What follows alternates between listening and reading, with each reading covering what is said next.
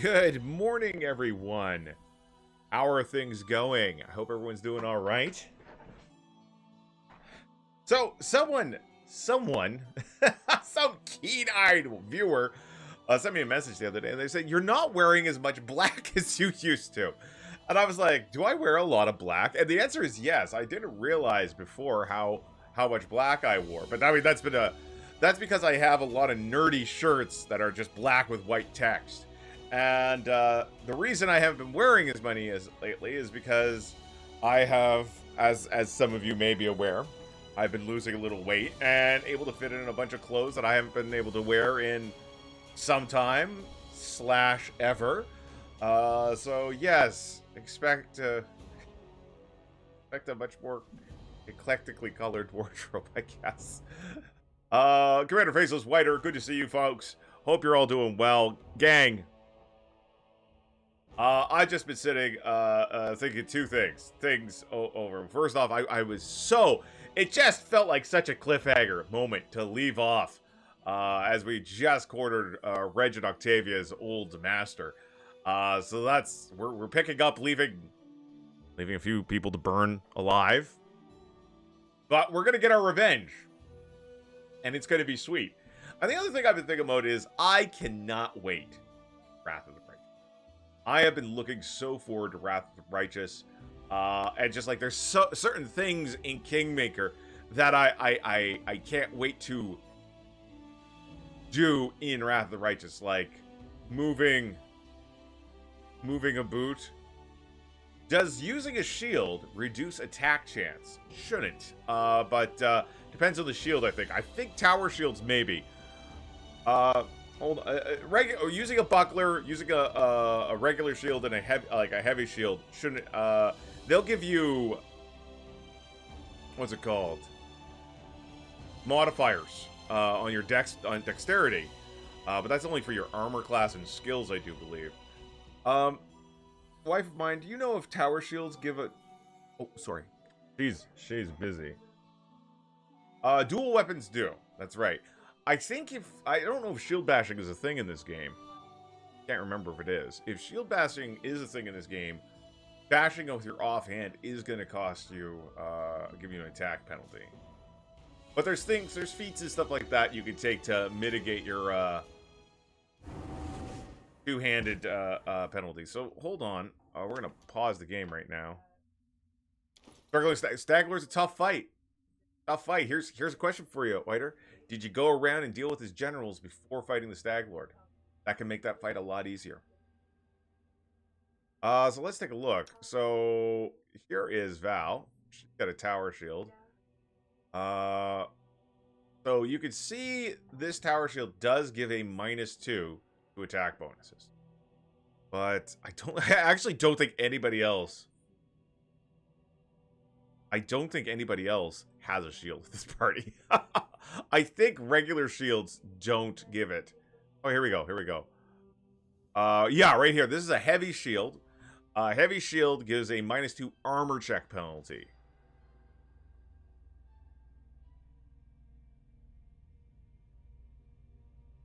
Yeah, would a gorilla sneak around? Yeah, of course. Gorillas are animals. They rely on stealth and sneak just as much as anybody else. Any other wild beast. Do gorillas sneak around?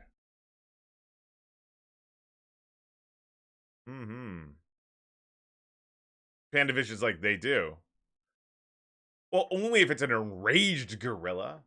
But gorillas are very elusive, actually. Gorillas are known to be hard to find. I mean, you go out and you find me a copy of Gorillas in the Mist. You're not gonna find it because they're too difficult to locate. So we gotta get going.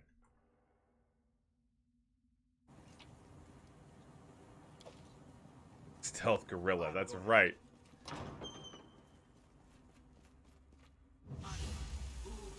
Oh, you said. Oh, we got him. We got him.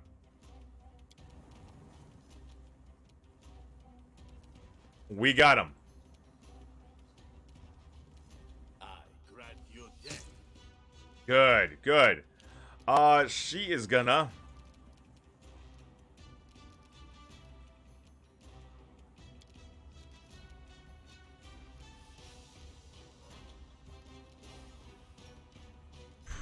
No, we're not gonna do that.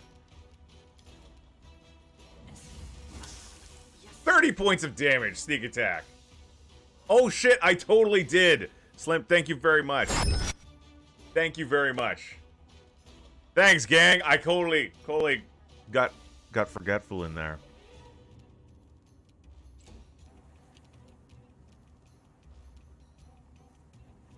Get our woof woof up here. Oh, we got sneak attack on this son of a gun. I'm gonna use my... Oh, no, I can't. I'll shoot him with my crossbow. The game was there. That's right. A Ragongar, of course, is gonna charge. Bam!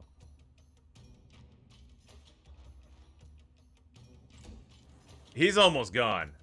He's not gonna make it, folks. We got him in a little circle, and we're just beating the shit out of him. Ikud has got 1 shot. 4 shots. Well, he didn't live. There's not going to be any interrogating him. Dead. You're dead. You wretch. Finally, a Ragongar kicks what's left of Janish's corpse, laughing happily. You know, I thought I would be happy, but for some reason, I don't feel anything. Nothing at all. Well, he's dead now. Serves him right. You haven't just gotten into it. Get a good close look at his face. Remember how he'd send us to be whipped, smirking all the while? Of course you do. Come on, give him a kick in the teeth. Hey! Fully dosed Faith. Wonderful. Good to hear, Faith. Nightmaker says, depending on who's your team fighting the Stag Lord, if you don't grab Jathael or Haram from the Purple Toad and get Ragongar and Octavia, you will find it hard. That's very true.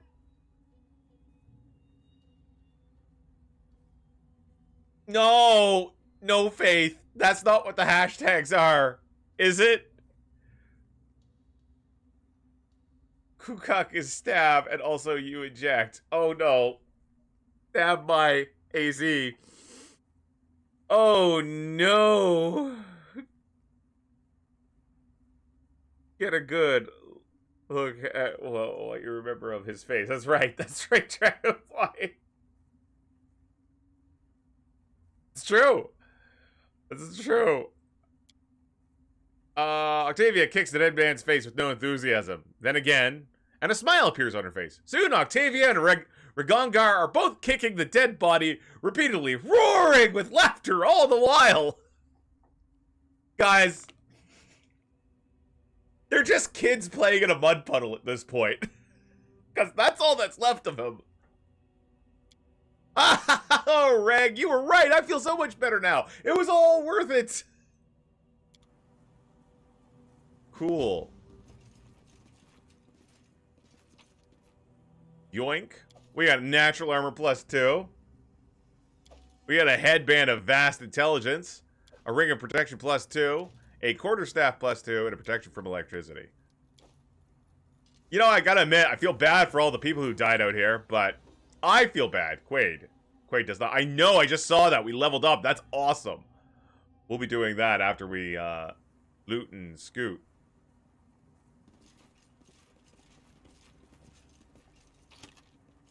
We got a 1 of echolocation? I'm sorry, what the fudge buckets? 4th level spell, you can perceive the world by creating high-pitched noises and listening to their echoes. This gives you blind sight range of 40. Oh, that's very cool. I'm not familiar with that spell. Maestro Jonas' diary. Well, 15 slaves have just been delivered from Ustlov. I made an order for 40. More than a half died on the way, and the rest came in some sort of disease. I sent it to the lab. They weren't good for anything else anyway. We had to change barracks to get rid of this, the disease. Burn the old one to the ground, along with the slaves that remained there. Who burned slaves? I doubled my order for new ones. Delivery is expected to arrive by spring. Worthless, stupid dreams. Again, the same wench as before, all night long, promised me a crown and a throne in exchange for some piece of garbage for the stolen lands. Throne's location and the kind of crown she never mentioned. I need to prepare some magical protection. The agents have dragged back the slaves who fled 2 days ago. I've made an example out of them, whipped them to death in front of the others. Now, to change the locks and shackles. The Fae keep bargaining. Now she's offering me all the secrets of the first world in exchange for some artifact. So she wants me to go all the way to the middle of nowhere to search for who knows what now? Just who does she think I am? I'm tired. Not a single night passes without her coming, but I'm intrigued. Maybe I'll have a use for this wench after all. Now Rissa comes even during my midday naps. She's so impatient. Regongar and Octavia found themselves a new owner. I should have guessed it would end like that. So many years and so much effort wasted. I have to do everything myself. I'm going crazy. Nerissa keeps hiding her face from me. For the third night in a row, I'm trying to sleep both at night and during the day. I need some sign to know that I'm doing what I'm supposed to. It's dusty here. Hard to breathe. But that doesn't matter. There's been no Technic League hideout in history as useful as this one. I was lucky that some of our people had previously arranged for a safe spot within the Stolen Lands. There could be no better place for us to set an ambush. It should be easy to lure the Baron out. Well, if you watched American Horror Story with witches, you'll see Kathy Bates burn slaves. No, never watched American Horror Story. Ryan, you've watched that. Or some of it, at least. My dream was short, but I got what I'd been craving. A light touch from Mistress Nerissa was all I needed. She gave me a chance. My head won't touch the pillow again until I kill the Baron. That filth will pay for all he's done, or my life is over. I will not disappoint my mistress.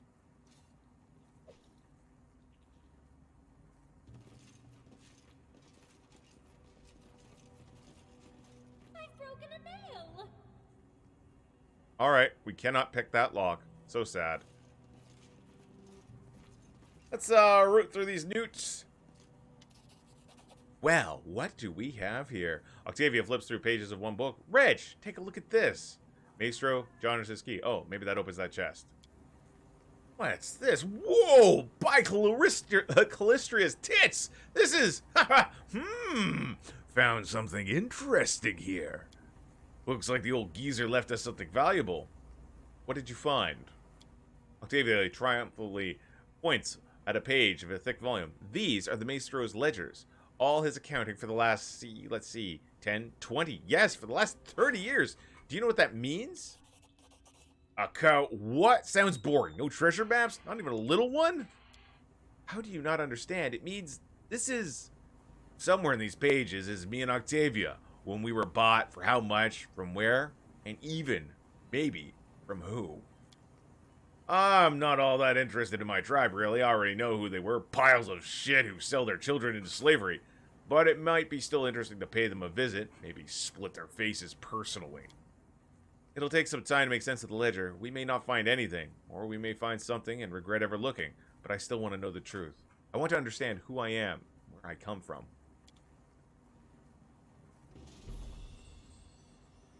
Alright, we're gonna level up. Alright, Barbarian. Level 11. That's Greater Rage. Ooh, she's so mad. At 11th level of Barbarian, bonus on melee attack rolls, melee damage rolls, thrown weapon rolls, and will saves, while raging increases to +3. In addition, the amount of temporary hit points gained when entering rage increases 3 per hit dice. There we go. Look at that. Look at these skills. Our general's so impressive. Alright, what do we got here now? Another feat. We could get an extra rage. Improved critical.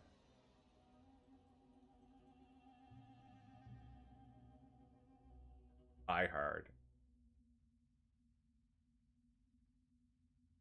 Extra rage power. Not necessarily a bad idea. I'm going to take extra rage power and take improved damage reduction. Ha ha ha ha ha! I regret nothing. Just get damage reduction 7 right now. That's good. tell me what the source is? I hope some of it's... you know what? Where? On our character sheet? Damage reduction is now 9. Very cool. So I want... just take off this. See if it goes down to 8.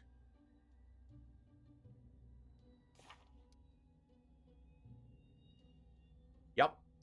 So it does stack. That's awesome. I wasn't 100% sure if the adamantine stacked with the barbarian damage reduction, so that's good to see. Alright, once more, another level of fight. We're just going straight class with our gang. I don't think any of them meet a prerequisite for any of the special... Oh, she could take Stalwart Defender. Master melee combat, striving to provide the best offense is a good defense. Stalwart Defenders are normally found in front. You know what? I'm going to take a look. Stalwart Defender receives a dodge bonus to AC. I might be taking start levels of Stalwart Defender. Defensive stance. Once per day, they get to enter defensive stance. Position of readiness, like a trance determination. A Stalwart Defender can maintain this stance for a number of rounds per day equal to the Constitution. Red Dragon Disciple is pretty cool. I normally don't take prestige classes, but this one really fits her idiom. Stalwart Defender, okay. At each level, they can maintain the stance for an additional 2 rounds per day. Temporary increase the Constitution. Do not increase the number of rounds. Blah, blah, blah. Stalwart Defender can enter the defensive stance as a free action. Renewed after 8 hours of rest. Don't be consecutive. While in the defensive stance, they get +2 bonus on melee attack rolls, melee damage rolls, thrown weapon damage rolls, will saves. In addition, they gain +2 dodge bonus to AC and 2 temporary hit points per dice. Whoa, that's really good. And they can end it as a free action as well. Yeah, we're going to take the Stalwart Defender. Yeah. Absolutely.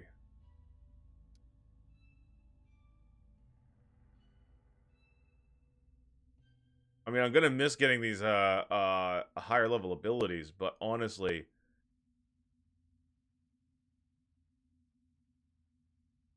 Augments starting with again defensive power. He gains another defensive power. What are defensive powers? These must be special abilities.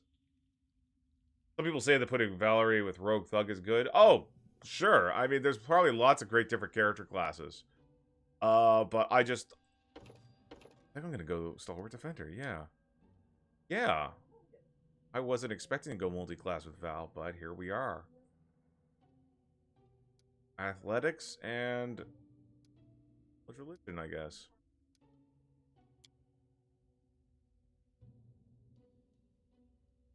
Oh, what is that?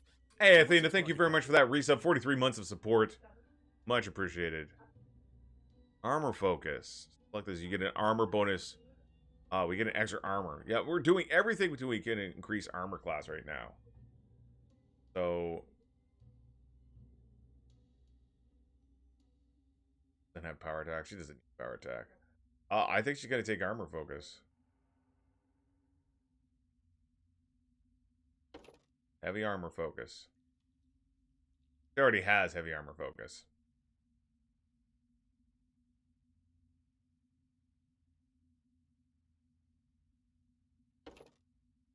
Critical focus. You train an art of causing pain. You receive +4 confirmation bonus on attack rolls for criticals. Not a bad idea.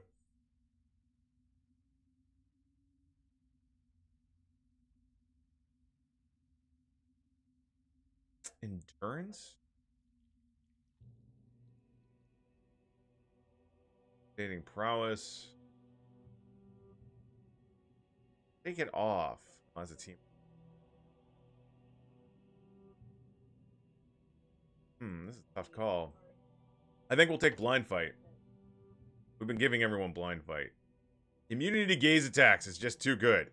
It's too good. A feat that gives you immunity to gaze attacks. I don't know why they made that in the game, but it's too good to pass up. It really is. Alright.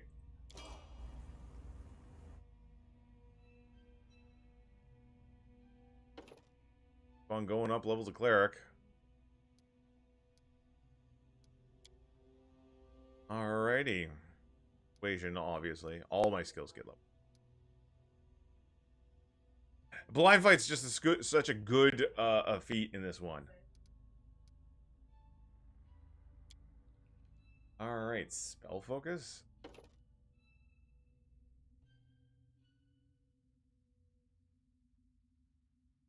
Gives you +1 difficulty, so that's not really good for my summon spells. Let's see.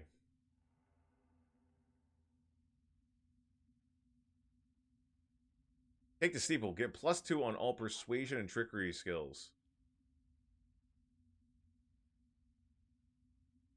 Do I have anything else? Do I have skill focus? Did I take skill focus persuasion yet? I'm gonna take skill focus persuasion.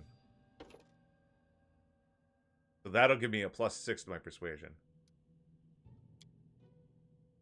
Persuasion is +29. Yeah, baby. I want to be able to talk my way into anything.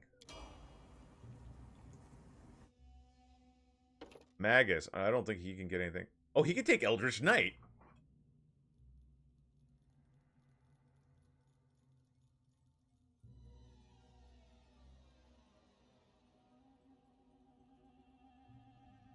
Ah, no. He'll take Magus though.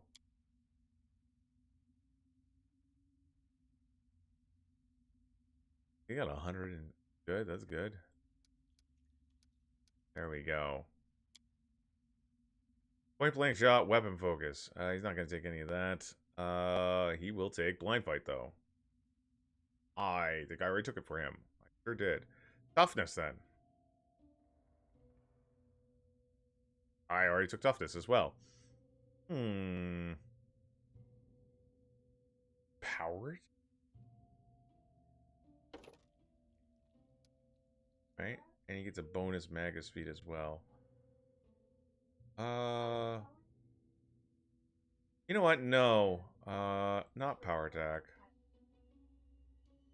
Combat mobility. Yeah. And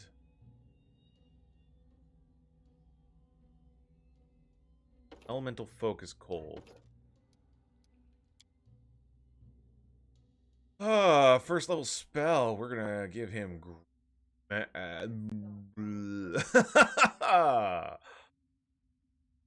Stone Fist. Fourth level spell.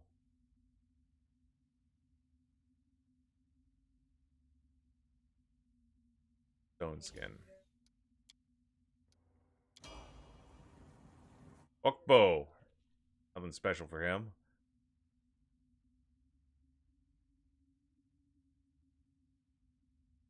Possibly, Ryan. Possibly. In fact, very likely. So here we go. 11th level Ranger. Quarry.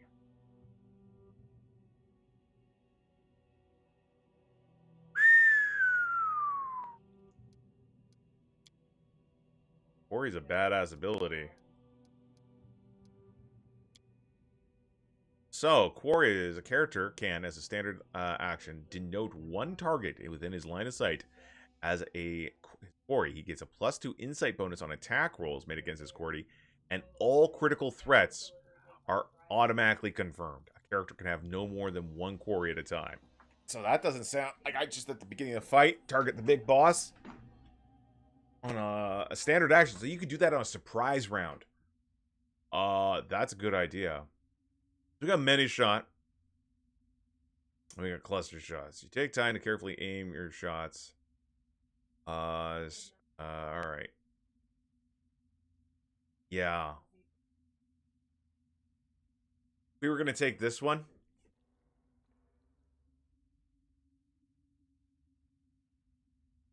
Just to help bypass some of the damage reduction. Because sometimes we come across guys that are the damage reduction is too high.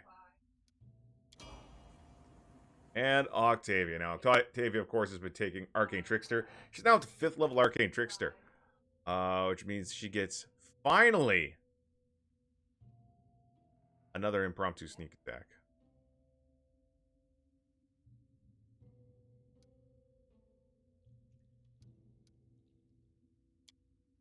Finally. So, trickery. Perception. Go. Oh, that's it. That's all she got. Oh, no, I got 3 more points, apparently. Stealth.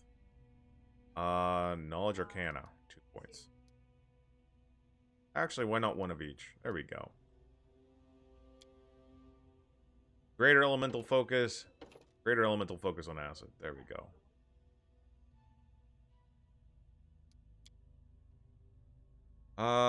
Let's see. 4th level spells. Enlarge Person Mass. Yes. Elemental Body. Assume the form of small air elemental. Or, no. D-shape.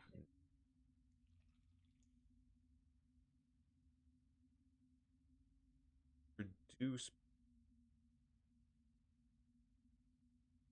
Mention door.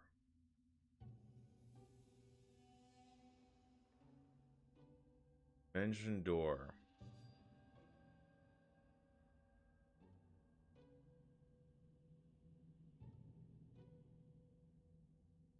Yeah, just in case.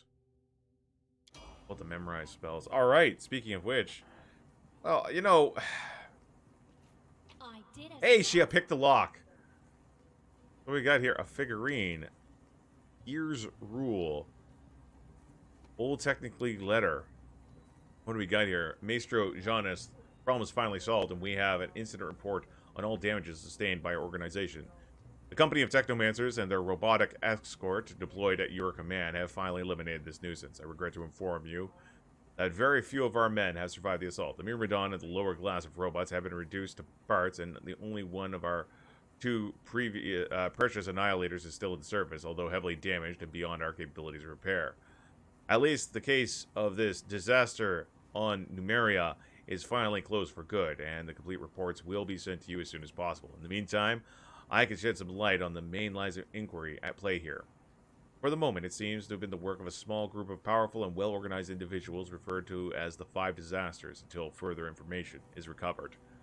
1 android, unregistered, with 4 arms and heavily customized cyberware, which is what allowed it to cause such heavy damage with crippling and often fatal explosions. We have not been able to repair it and put it to use. All that we have been able to extract is a chunk of strange nanite cloud that seems to be settles into a tangible form and some largely corrupted data. For now, our restoration efforts have successfully only extracting a self-identification of Gears and several reoccurring names: Alonial, Saya, Syndra, Elfira, Max, Bile, and Sandali. We are hoping that the names of the disasters are among them, and this is the only promising starting point for our investigation. What seems to be a female angel possessing wings and a powerful holy aura, who has delayed the execution of the disasters through her sustained curative powers. With her support, the disasters seem to heal faster than they could have been damaged, and with each heal, one of our men seemed to suffer a backlash of spontaneous combustion. A female devil or similar beast. Horns, tail, small, pointed fangs, extremely nimble. She was the last to fall, even though her damage output did not seem to match her peers. She seemed untouchable until the Annihilator obliterated the general region she was last seen in. Human female with very strange powers, attacking our troops in a combination of bow and mysterious singing. She seemed to have caused sporadic mutations and a burst of aggression in her allies during battle. No traces of her mutations remained afterwards, although we are still investigating. The last case is quite unusual and resist easy classification. An elven male, or perhaps half-elf in appearance, he threw himself in the fray drooling with rage, and unleashing a storm of steel and lead with blade and a handgun. Between 2 assaults, the android scratched him and charged into the massive 6-armed creature made of water. Changed into a massive 6-armed creature made of water, wreaking havoc among our ranks with claws, fangs, and weapons. There is still clearly much to investigate. The aforementioned disasters seem to be behind the deaths of our agents that led to our end of our activity in the Scar of the Spider on the Feldale side, forcing us to return to our headquarters in Starfell. Their true intentions and motivations behind their hostilities are still unknown. Our teams have always been assaulted without a word. Despite this hard blow, you will be happy to know that our activity in Numera should have been resumed by the time this message has reached you. Kalana. P.S. I attached this letter, in this letter at the box containing the remains of the android. The nanites take form and fuse, but they seem particularly inert and unresponsive to our experts and analysis machines. Maybe you can find some use for them. Alright, so we found something here. The nanites inside this item provide the wearer with multiple abilities. For Melia, owner gets +1 on... This is a very expensive magic item. Owner gets +1 on all attack rolls with Bobs. This weapon bonus increases +2 at level 12. Hope. The owner gets a +2 saving throw against mind-affecting death, paralysis, disease, stun, and poison effects, and resists fatigue for 8 hours past the usual limit. At level 20, the owner becomes immune to fatigue and exhaustion. Catalyst. Owner's bombs deal additional damage, additional dice of damage as if they were 2 alchemical levels higher. The owner's saves DCs are increased by 1. Focusing Surge.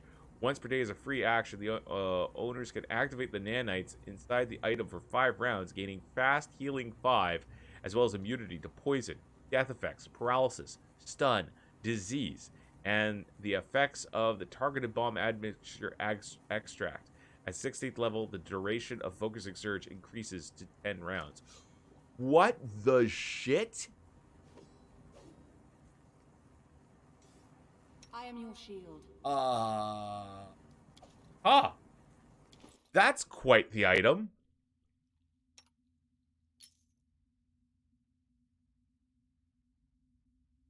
I think I should give it to... This takes on the bracer slot. I'm going to give it to Amiri for now. +1 on attack rolls. I mean, it's not going to help her for a lot of them. +2 bonus saving throws on mind affecting and stuff like that will be good. It's best, obviously, for an alchemist. But once per day is a free action, giving fast healing 5 for 5 rounds, as well as immunity to poison, death, paralysis, stun, disease. Holy crap, yeah. Wowzers.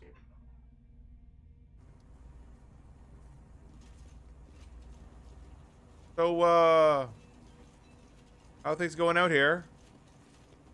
Guys all still pretty dead? Yeah, they're still pretty dead. Well, let's keep going. Oh! Yes.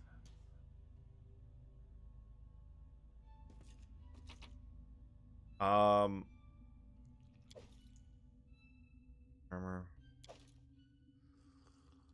Also a great sword. You know, just take it all. Just take it all. We're gonna have to head back to base now. And, oh yeah, we were looking for a missing nobleman. Hey. We're gonna go back and get to Thale, too. Who also gets to enjoy that level up. Can we get there, or was that one of the places that they stopped us?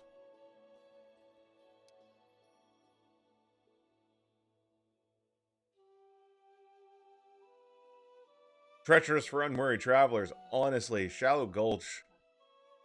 Well, we gotta go back to the base. We gotta go back to Hellfire Keep. First, we gotta switch out our party.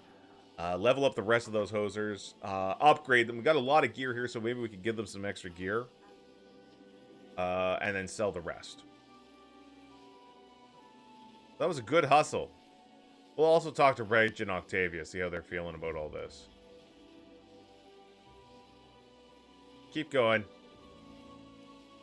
Alright, we'll rest here. Just a few days shy outside here. Oh, we gotta restock our supplies too. Lightning, and bam! There's just smoke and embers left. Will you teach me? Yeah, it's great. But it's inborn. You either have it or you don't. To learn magic, you'd have to read books like Octavia. Books, terrible.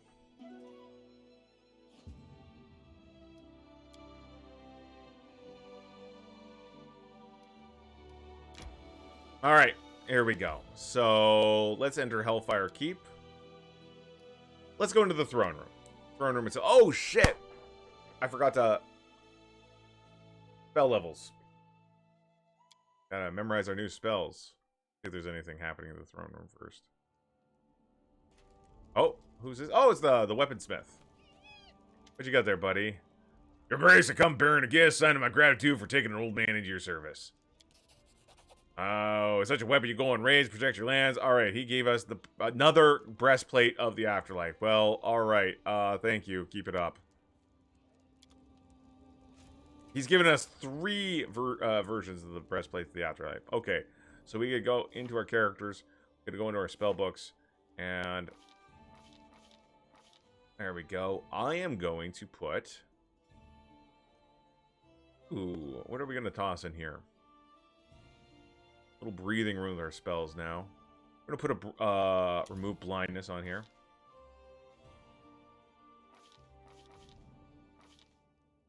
We'll keep it that way. That's good. There we go. 6th level spell. So we get Blade Barrier, which is badass. Blade Barrier is a badass spell. Let's see. What do we got here? Heal, harm, greater spell dispel magic, mass cure moderate wounds. Equals. No. Hellfire ray. No. Death to death. No.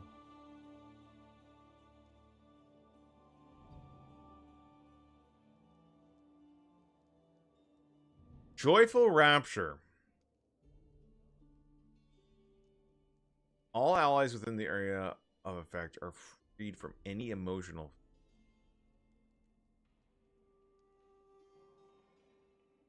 Interesting.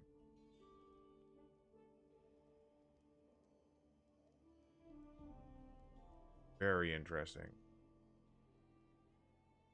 I mean, chances I'm going to be using this as a summon spell slot anyway, but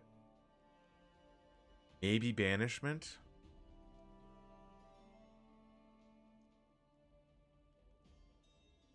Off call. Spell magic greater. I'm going to take a dispel magic greater.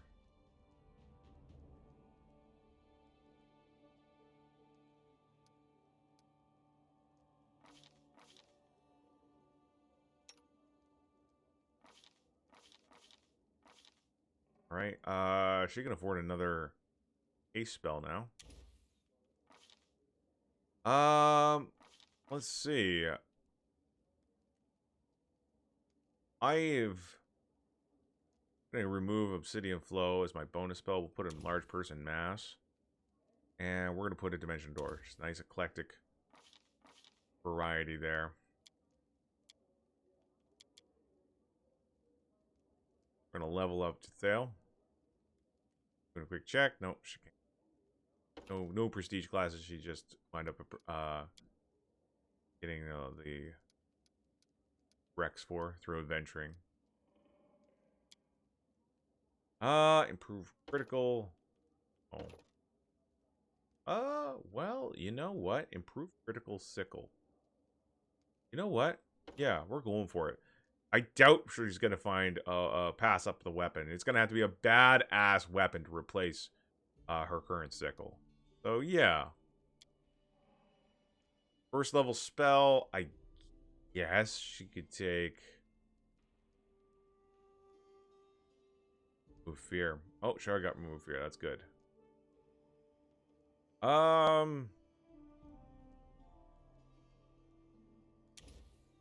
Strike. 4th level. I already got Death Ward and Stone Skin.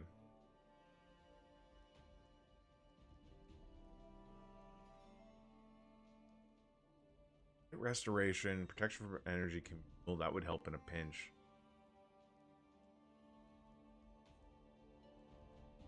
Yeah, she's gonna grab protection from energy communal, just kind of so we'll have 2 people that can cast it. All right, let's bring up our inventory slots. And see who needs goodies. So let's sort by price descending order. I doubt. I mean, he's got the Mallet of Woe and the Shocking Light Crossbow. Gonna be best for him. She's got a +1 Shocking Short Sword. We're gonna replace that with an Agile. I don't think we have any magic bows in here. Otherwise, we'd give it for her. He's good. +1 Keen Longsword if he ever winds up going melee, which he won't. Skull Crusher, that's really good for him. We will give him Composite Longbow, just to say he has one. Valerie's gear is probably not changing. She's Bastard Sword, and I don't think we have any replacement Bastard Swords. Oh, magic. And everything else is good. Her weapons are good, and her weapons are good. Okay, let's go to armor. That's where we're really gonna... let's see, price in descending order. So what do we have here? Breast of the Afterlife, again. That is a 7 armor class. I think this gives +1 armor, absorbs 10 points of positive and 10 points of negative energy per attack the wielder would normally take. It also grants the ability to cast Daze once per time. It's a neat magic item. Actually, you know what? I think I'm gonna have her swap it out. Yeah. No, they barely ever use that ability on her, so. Light Absorber. Protects from blinding attacks. Added. Regular old full plate. I don't think we're going to have much in the line for new armor for people. We got +2 chainmail. Yeah, you know what? He can swap that out. He's got his Mithril chain shirt. Not going to move on. She's got Robes of the Earth. That gives her a bonus to the acid spells. She's got her +1 adamantine full plate. She's got her +1 assassin, her +4 adamantine chain shirt. That's badass. She's never gonna probably give that up. Screw Knock Knock. Knock Knock gets shit. Let's see. We will give her Light Absorber.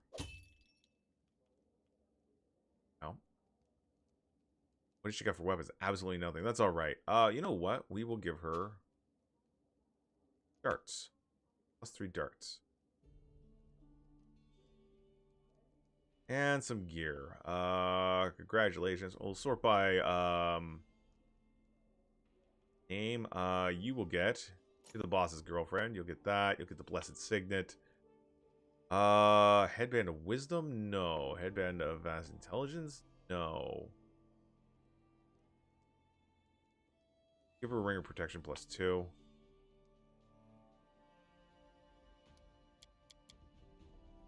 Needs to level up too. Not that I know much about the kineticist way of life. We were giving her trickery. No. We were giving her perception so she could see traps and shit when we were doing our little solo quest. We'll give her blind and fight if she doesn't have it already. I think she already has it. Give her dodge. And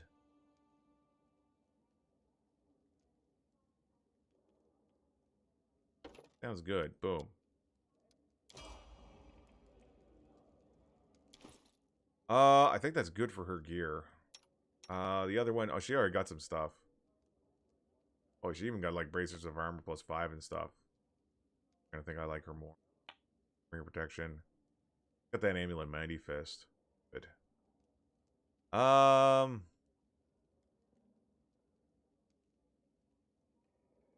That's fine with that.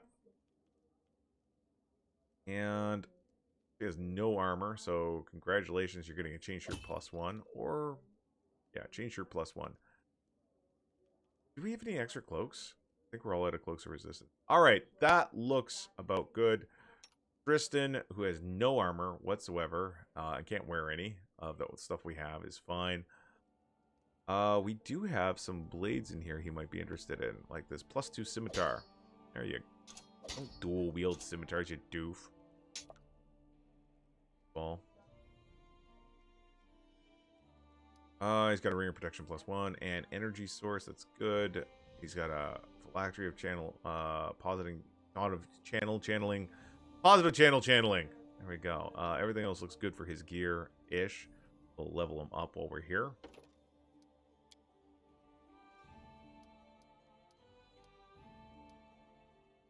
Poor Tristan. Give him... We'll give him... I don't know. People give him... Armor proficiency light, so he can actually wear armor. Alright, Tristan. Congratulations, you get some light armor. We'll sort by price in descending order. Padded? Chain shirt gives 5. Padded gives 3. Chain shirt. There you go. Ooh. Padded it is. Go. 16 armor class. You're doing great, buddy.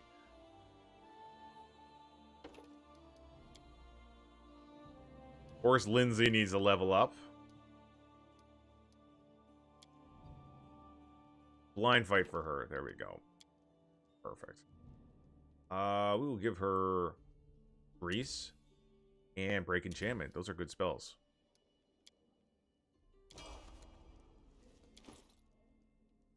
Lindsay. Again, we're really slacking on those higher tier abilities. Let's brace. We will give her a Magic Ring Protection. Brace is archery, so she deals a little bit more damage. Got a no new headband, and we're gonna give Harem headband of wisdom. No, he's wearing. Oh, he's wearing full plate +2. Yeah, Harem's not hurting that bad. Got that ancient ancestral dwarven shield and the shock frost heavy mace, so he's doing good for gear, good-ish. All right, we'll level up these other guys later. All right, so we got all that done. Going to check Devil Hold to see what's going on in the land. We might want to go and improve our new town. It looks good. Ruby Steps got upgraded to a town. We're going to... Is that the only town? We got Ruby Steps. Yes, those are the two towns. Two towns. Ruby Steps got upgraded to a town. So we're going to go in here. And we're going to look at doing some more upgrades. Well, hold on. What do we got constructed so far? Wooden wall could be upgraded. There we go.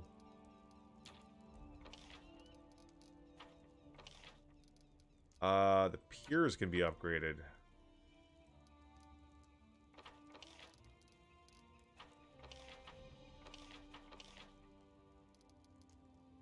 Shrine can be upgraded.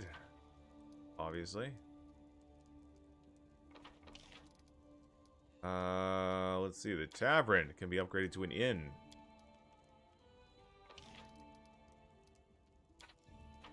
Temple can't be upgraded yet. We need that turned into a city.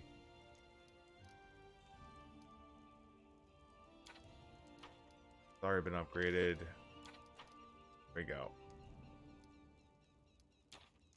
Good. That leaves me to wonder, have I done all the upgrades in my capital? Or did I just spoil Ruby Steps, like, a lot? I think I did a lot of the upgrades here. Let's see. Temple's been upgraded. Town Hall's been upgraded. Yeah, that was the Longhouse. Foundry's been upgraded. Yeah, I probably did all the upgrades on that. Garrison, Stonewall, Marina.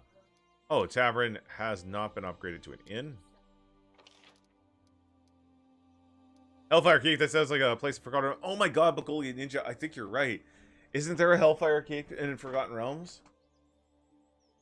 Like it was a, I think there was in fact a module named after it in retrospect. Been a long ass time. There we go. That's good. We spent some resources. Do I want to build anything else here? Running a little low on things.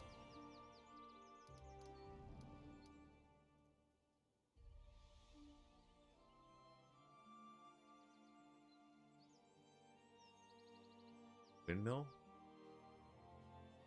We have a watchtower. We can put a wind. Brutal Swede. Good to see you. We're actually gonna buy some BP.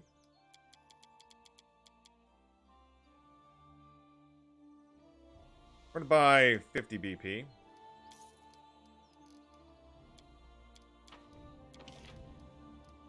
The lighthouse plus one. Only be built there, but I think I want to build the. Oh.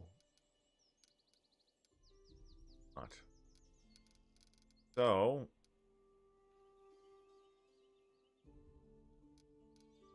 I already have a windmill? Oh, I already have a windmill. Right there. Okay, that's good. I guess I can afford to, put in a lighthouse. +1 stability, +1 espionage. Alright, there we go. Good stuff. Good stuff. It's the 23rd of Neff, so I can't remember if we went to go and check out that. I mean, obviously we haven't been there yet. We're gonna rest. We're gonna see what's going on. We gotta hit the town. Sell. Stock up. Talk to the, oh, we gotta talk to Reg and Octavia, too, when we get out there. Talk to the storyteller. Let's do one thing at a time. I found out some shards of an ancient artifact. Can you restore it to me on the handle? I'm just gonna go through, click this until he tells me if I got anything. No. I brought some relics. Anything worth a story? Some dryad tokens. Called them war tags.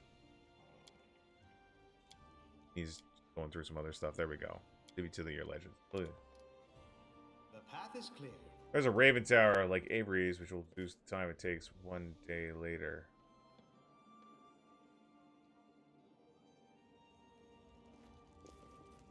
You know what, Chris? I'm not too sure what you're talking about, but you do bring up a good point. I should go and look at what all the buildings do.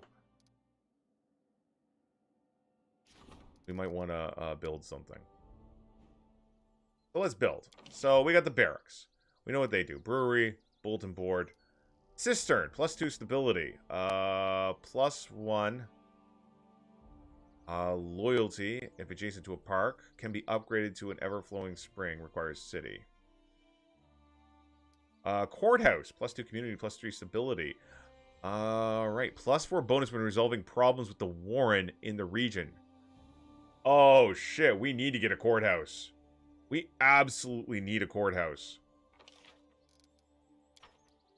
You know what we're gonna do? We're gonna buy 300 BP. Lawful only. Oh, it's a big building.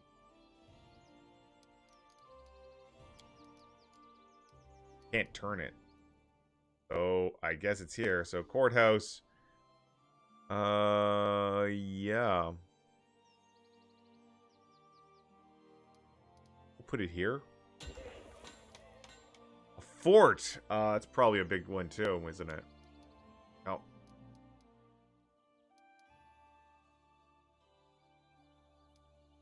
Granary, herbalist house, jail. Library, large building, so +1 stability when adjacent to a courthouse, +1 culture when access to a printing house. We're gonna put the library right here. Got a Mage Tower. Let's see, +3 arcane when built. Oh, I'm sorry. What? +3 arcane when built in a separate slot. Also hosts a teleportation turtle that allows select clientele to travel the world across magical teleportation networks. Oh, what?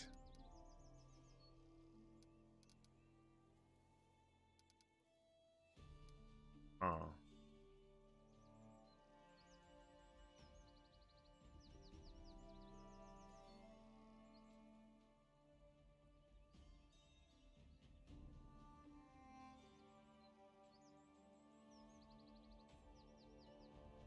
So, we need to do some moving around. The brewery.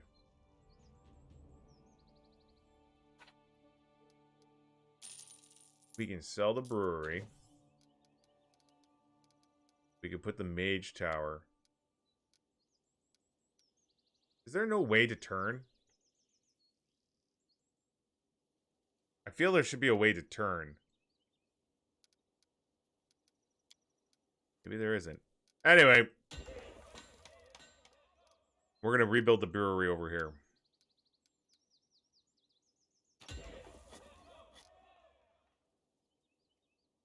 So the Mage Tower is going to allow us to create a network of teleportations between cities. Now, the thing is, these guys, our two cities aren't too far apart. But our next city that we get upgraded, we're going to be able to put, theoretically, we can have that much further away.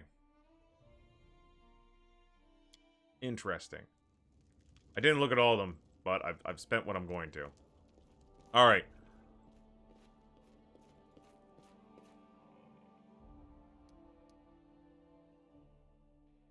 I like it that you can see all the different buildings. Let's get in and on here. Definitely need to talk to Reg and Regongar and Octavia. See how they're feeling after the, you know, we eliminated their former involuntary employer.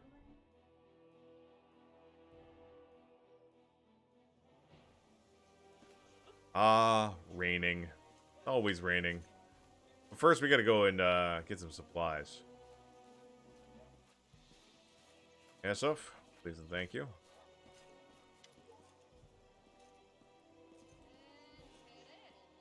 Alright, so we're gonna sell.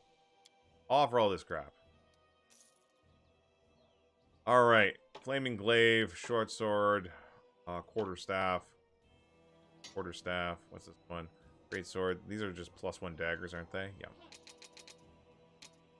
Oh, Punchtail's dagger. I don't think we're going to be using the Crusher. We can always come back and buy it. Oh, there we go. Close. What we got here? I think this is fine. Burning. You know what? I don't know if they were innocent. We don't actually know. We don't know. They could have been very bad people that just were called slaves. Bad people can become slaves too, right? Camping supplies, camping supplies, camping supplies. There we go. We are going to buy 40... 43.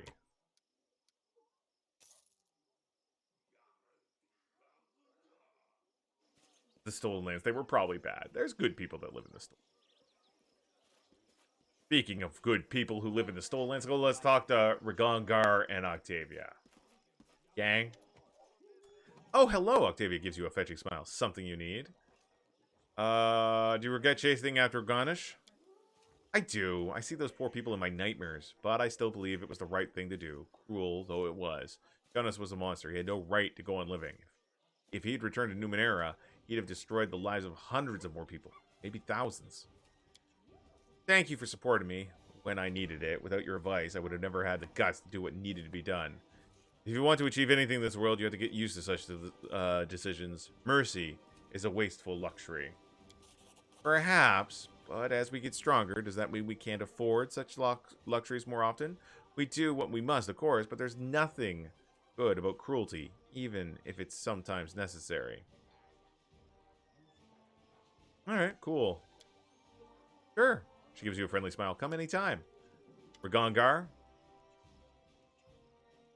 Do you think we did the right thing chasing Gouache? Of course we did. It's one of the best days of my life. I waited for it for so many years. I dreamed of it so many times, seeing fear on his smug face, and then enjoying him bleeding out and growing cold. And he didn't disappoint. By the way, thanks for helping Octavia pull herself together. She's a kind girl, and we had to act with resolution. Yes, we couldn't let him escape. Mercy was out of the question. Uh-huh. It's difficult to explain to Octavia, though. She seems to understand that that's the only thing we could have done, but it still torments her. She sees them in her dreams and cries her eyes out, but she'll get over it sooner or later. She's strong. Alright, cool. I have to go. Good chat. Good shot. I love the segue. Alright, let's, we still gotta find that missing dude.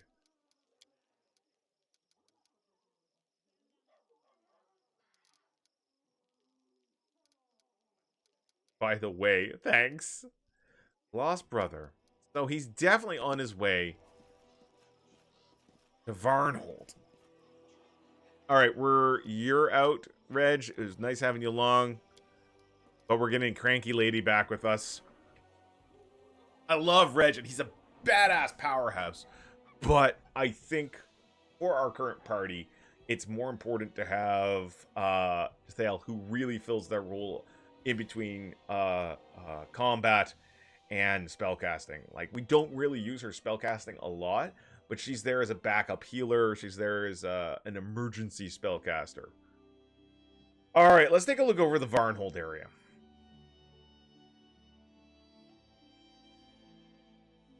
I doubt it's Precipice Trail. We can't even get that far, and there's no path that leads from down here. We tried getting to the Rotten Cave, couldn't find our way in. Anytime we go along here, we get stopped by guards. We came up down here, we got stopped by guards. I think we get stopped by guards here when we try to go to the Shallow Gulch. And the Shallow Gulch and Precipice Trail are the only two places that we haven't been. So we're going to try to get in here. I think we've already been that way, but I can't remember.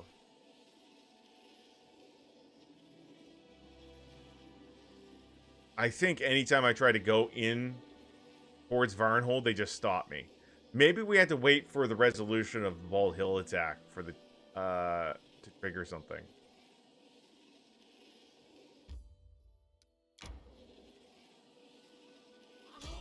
Yeah. Friggin' guards.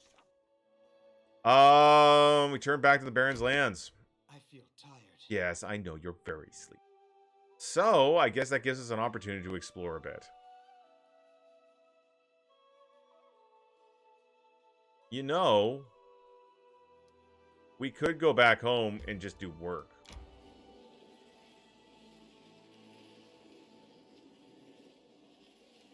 Oh, we got an event.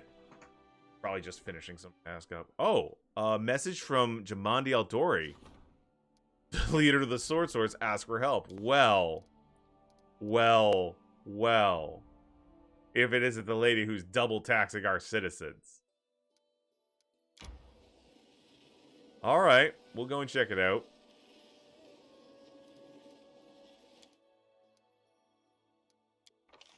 You know what? That's not accurate at all. If someone's double taxing, I produce rations?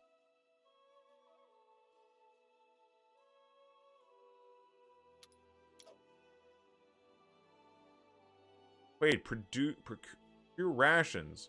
Character attempts to make use of their special camping. I'm sorry. While resting in the Borderlands and outside the dungeons, you don't need to scavenge for provisions. Use the ability you have of your loyal subjects. Supply the party with enough rations to keep you going. It's too bad our paths lie side by side, Jethal. I find no pleasure in bearing you as an ally either. Perhaps the day will come when you and I settle our arguments once and for all. For now, just stay quiet and do what you must. I love having them together. Did no one go hunting? Oh, do we just not need to hunt while Quaid's doing that? That's kind of amazing.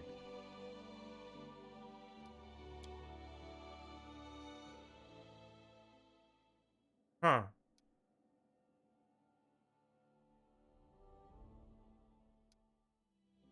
So if our Baron is... Does the Baron's ability change depending on depending on the loyalty of his barony? Hmm.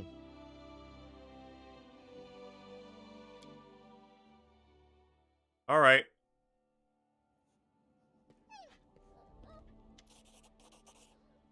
Greetings, Your Grace. I have an urgent message from Jamandi Aldori. Seems the Sword Lords have, again, proved their inability to rule their subjects. See for yourself. Here's the message from Jamandi. That's just me thinking out loud.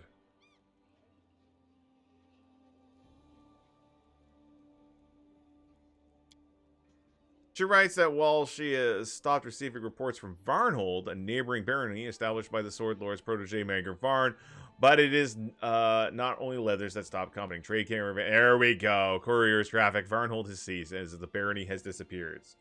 Giovanni Eldori expects your help in this matter. She knows of your good relations with Mager and asks you to go to Varnhold and find out why they have fallen silent.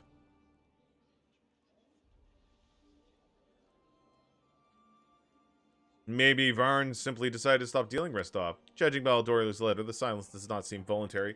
Otherwise, at least one person would have reached a neighbor and spoken about what had happened there. Why would the Sword Lords care what happened to Varnhold? Jamon Eldori seeks allies with anyone who has proven to be trustworthy, even if only a little. Considering the Varnhold is the closest thing to an outpost at the edge of the East River Kingdoms, it's also useful to her keeping an eye on Dunsword and the surrounding areas. Vanhold's Lot, that's a side quest, right? I mean, I make new characters and do a DLC, right? And it tells me a side story. I don't think it has any impact on the main campaign, does it?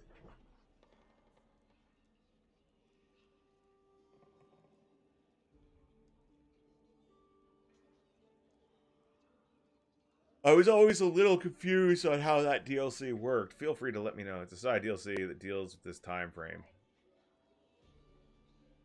Yeah, I think I'm just gonna stick with my main character. But you have to, like, it's like starting a brand new game, and there's some stuff with some centaurs and stuff like that. I thought was pretty neat. What do you think is happening to Varnhold? A riot, rebellion.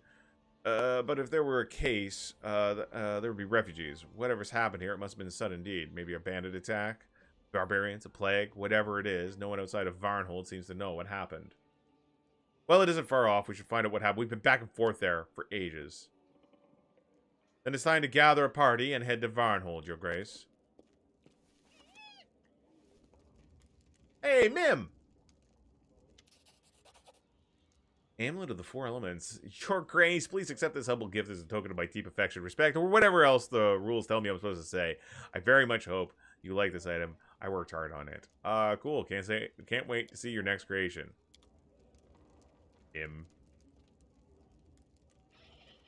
This time, Aha. the disaster didn't hit us, but our neighbors. Varnhold, a small town east of our barony, had been deserted in an instant. Deserted? Deserted? Yes, from the official site, says PS.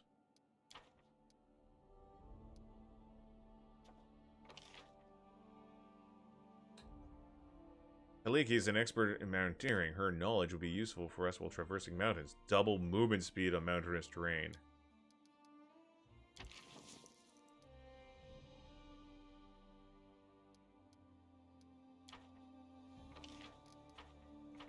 Traveling the mountains is murderous. Soon, in the beginning of the DLC, you'll be asked to recruit mercenaries to form a party. The pre-made party members do not give story contributions or comment at all, and they are not very good in combat either. It's highly recommended to create your own party members. Eh?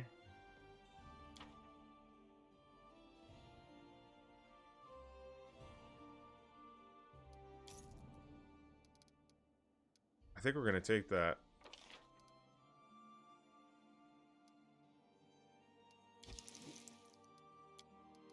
Those guys are already busy doing something.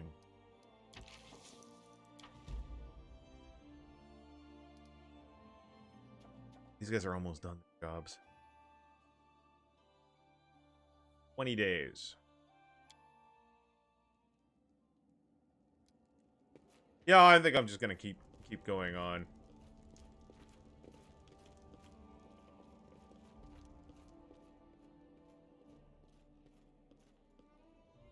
Some of the choices and gear will have effects on your main game. Oof.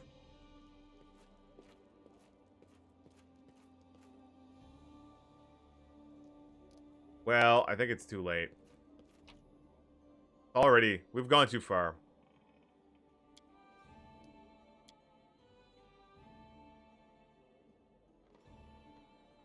Maybe the next time I play.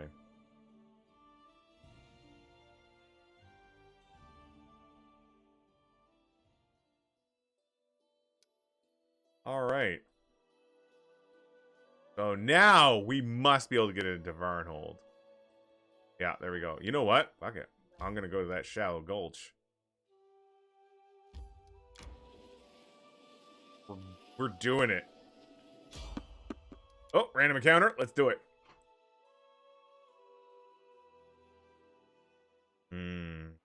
You cannot stand against me. That noise. Oh, hello, big guy.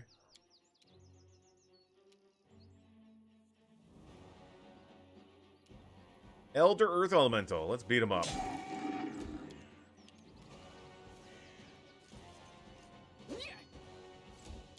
Heartbreaking.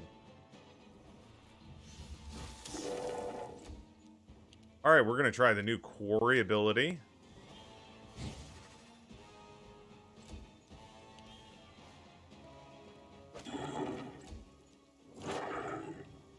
Sunder armor.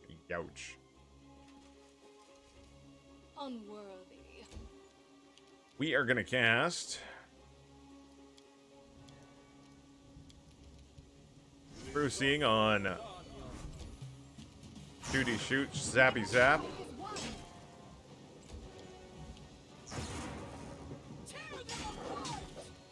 Good hits.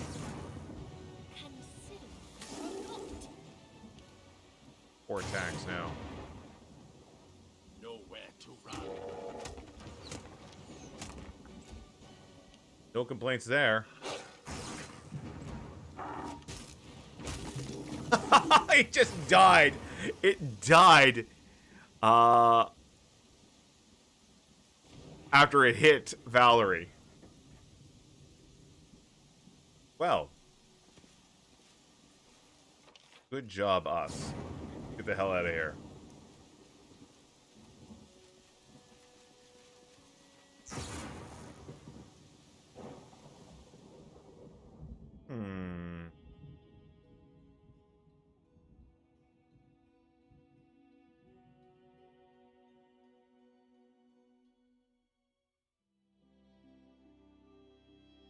If Quaid could get free food...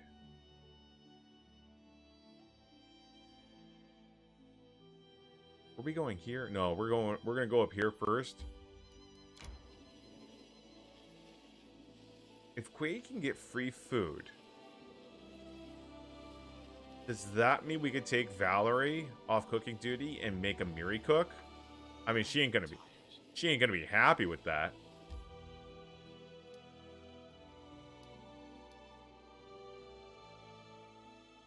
Guessing you can only do that in areas that you have taken over. Oh, maybe. I need to catch my breath. Alright, well, let's take a look. Yeah, it only seems to be working.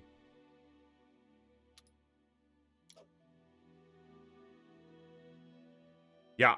Yeah, it only works in the areas that we, you're absolutely right. Alright. Good call. I don't like this whole bloom season. What if that scoundrel we saw in the first world wants to grow another flower? I agree. I prefer an honest fight, and I dislike the unknown. We only feed Unless you Varnhold. stab you in the back with the help of I wonder if I alien could take magic. over Varnhold. I assume I can. I assume the opportunity is there.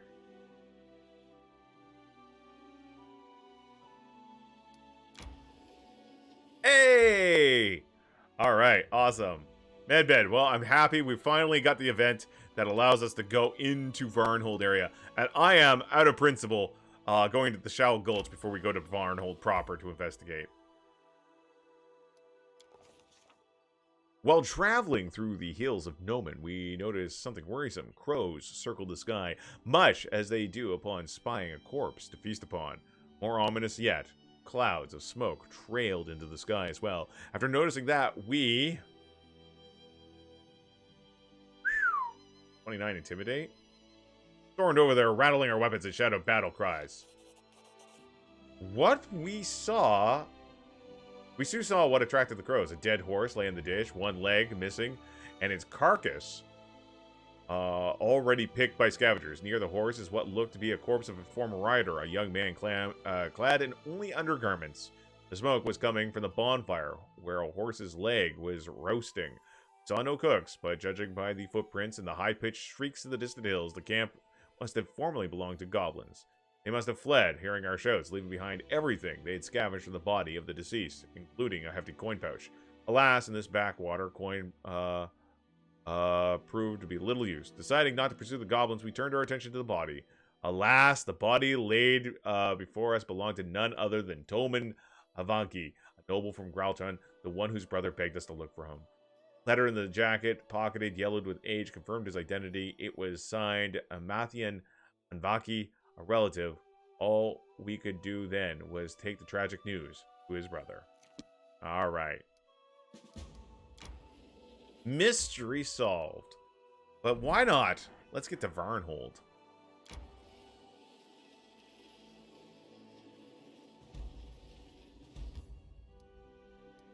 Yes. Yes, we do want to enter in. How's everybody doing today? Middle of the week sort of thing?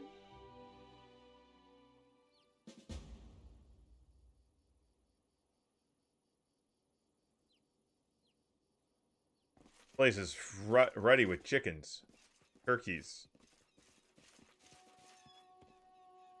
What do we got? Let's see. Well, these guys were all... House is empty. These guys were obviously all sucked into the first world. It's all faced off. And that's what's happened. The entrance to this empty tavern seems to smell of spilt ale. Taxes. Getting our taxes.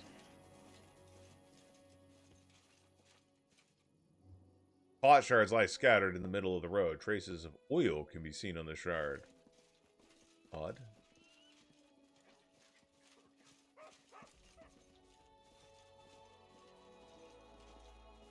Okay, we got a couple weird things here, like cabbages. Look, I'm picking these vegetables. My cabbages!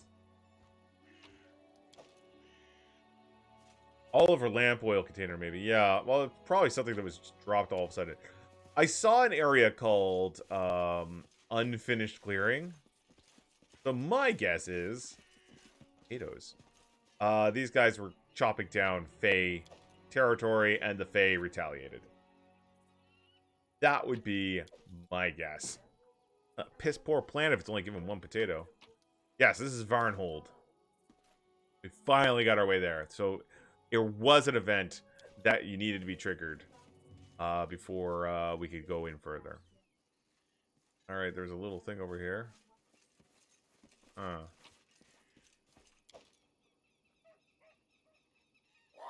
Huge black raven is watching you closely. Temple of Aristel is empty and dark.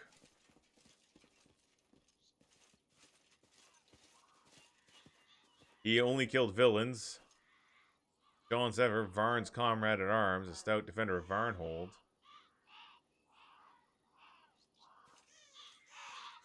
I have no idea what you're talking about. He never finished that bridge. Killed by a tree. Yeah, no spoilers, Nightmaker. Please and thank you. Here lies Andrish, the first among Varnhold's potters. Yeah. Yes, I don't want spoilers. I don't want people telling me how or what to do in the game. If I need help, I'll ask. But usually I just like to find this stuff out for myself. Keep your eyes open. Face me if you dare. That's a lot of them.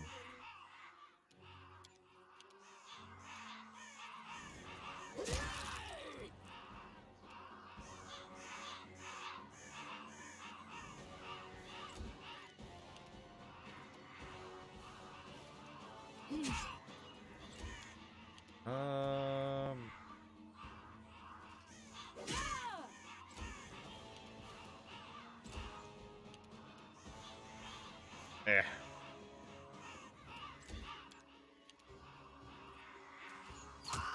Raven swarms can be defeated. They don't need special items.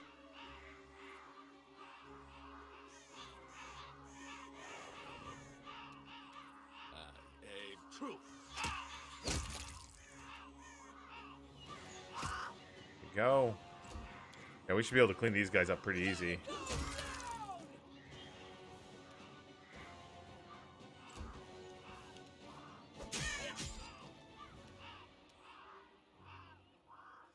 It was a surprise round, yeah.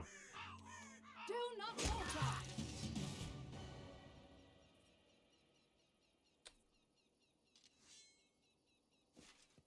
Rain litters the ground here around the former granary. The sacks have been used to hold supplies, have been torn apart, emptied, and bones and other leftovers are scattered in the dirt.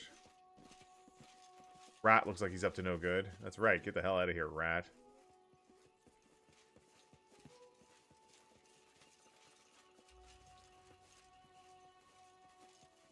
Let us be careful.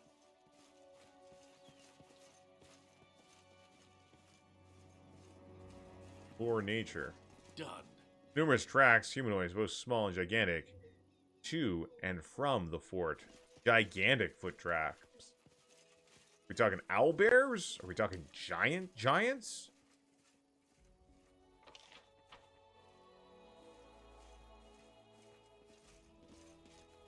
Scared? Oh shit!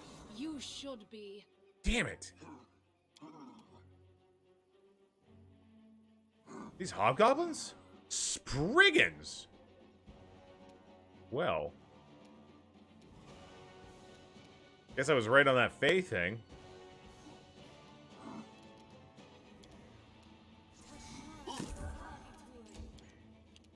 Shit.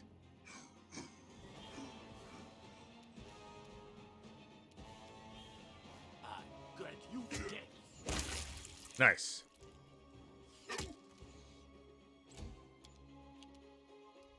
A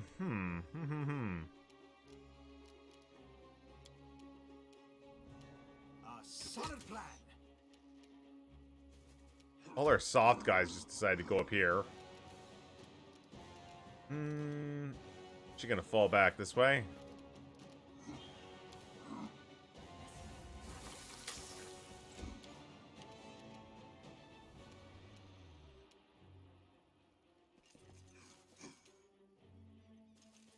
They split the party. Foolishly split the party.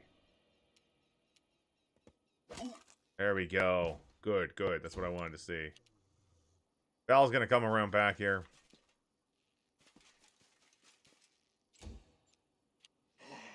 Oh, he got big. Wretched things. Nice, good hit. -8 dexterity. So brutal. Cannot hide from me.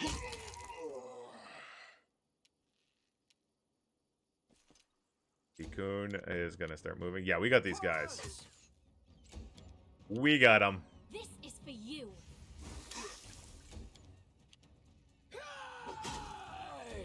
Good damage. Nice.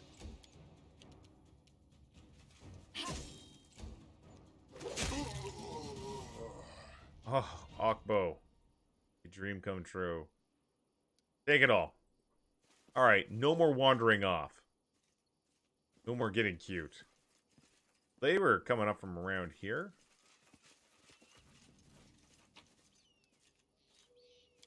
That is the heart of Ira. The hell is that?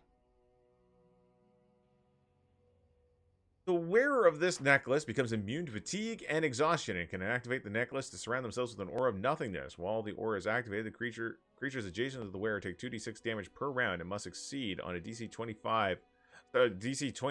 17 to avoid fatigue. That's badass. Oh, the Amulet of 4 Elements. Whenever the wielder casts a spell with fire, electricity, cold, or acid descriptor, that spell deals 1 point of damage per dice roll. That's badass.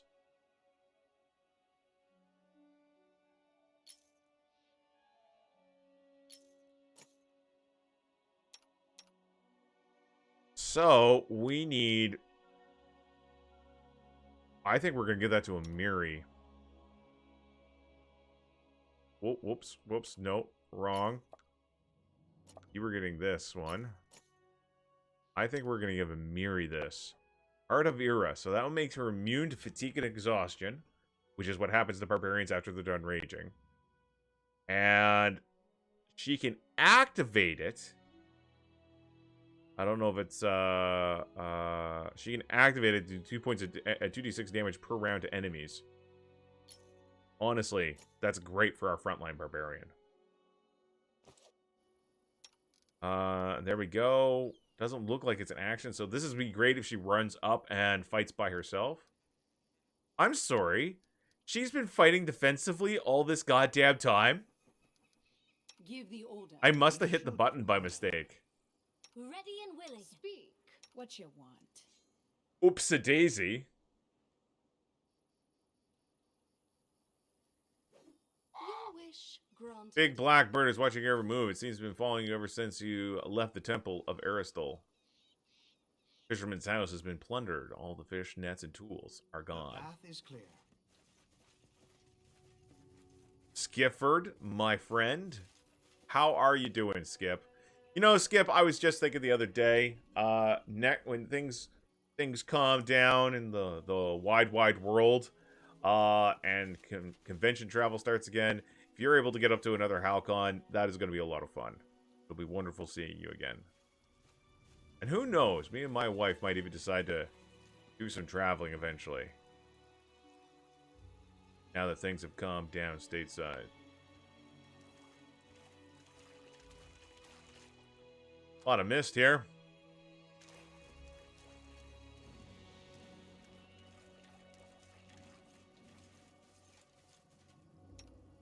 We're gonna cast...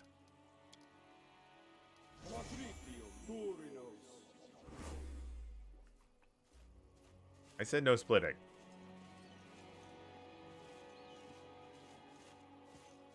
You can make out voices beyond the fort's walls.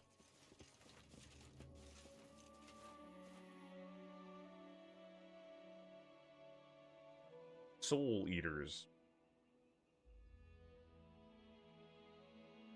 We are definitely going to be needing our death wards and stuff like that later on.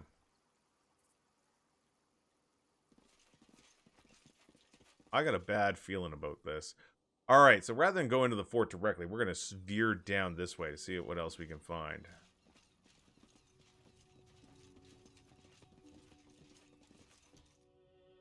Wargs.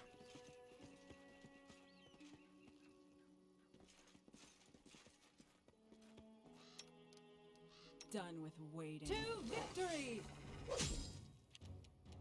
You're just not giving a shit.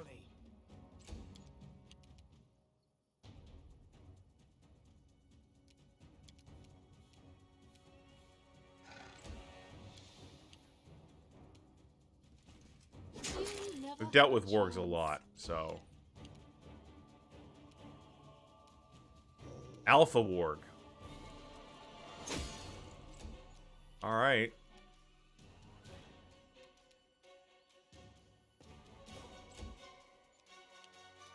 Ukundayo is going to... Oh. nowhere to run. Ooh. Attack! Guess line of sight doesn't mean line of sight. I'll fight if I have to. Oof. Well, that was a natural 20, so... Despicable. Onwards!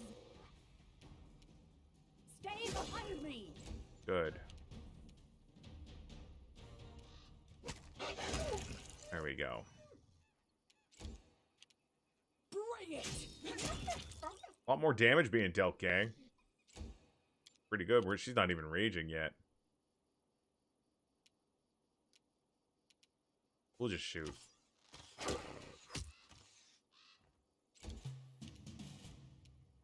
A solid plan. Natural ones. Very cool. Makes me feel You so can't good. Stop me. There we go. Advance. Yeah. Good, good. Let us strike as one! We're doing great.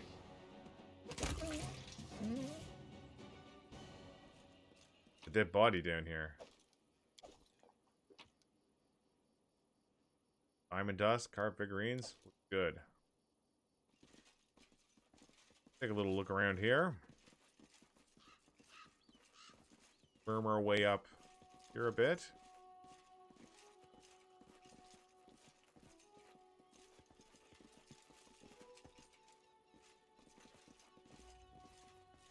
Interesting.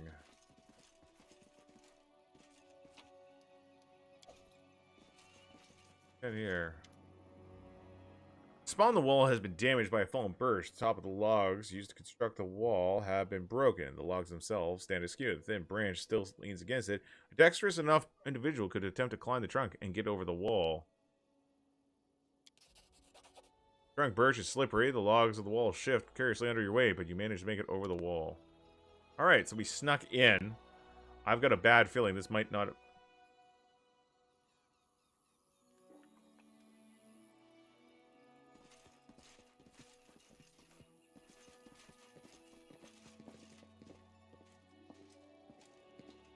Bottom of the well, half hidden underwater, lies a bucket tied to a piece of rope.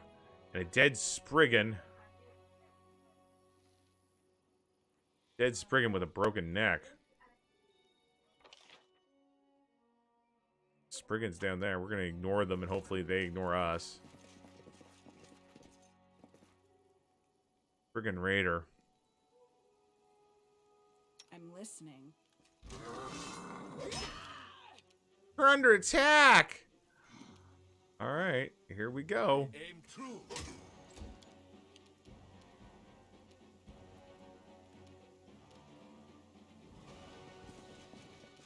We are in Varnhold now. We are in Varnhold. We are actually doing the Varnhold thing right now.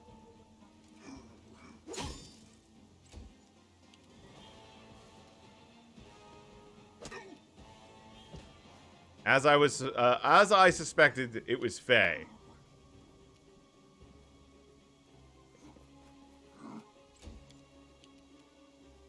Forwards!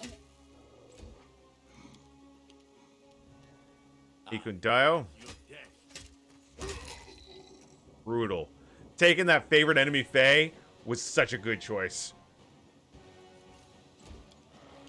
I mean, I suspected it would come in handy.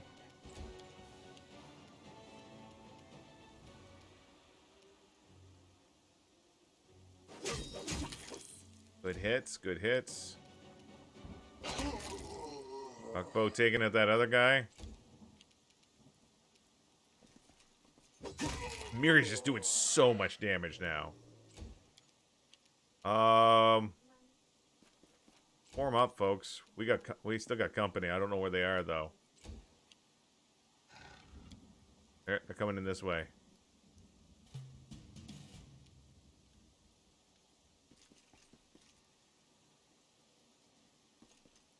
Oh, he got big. Two of them over there.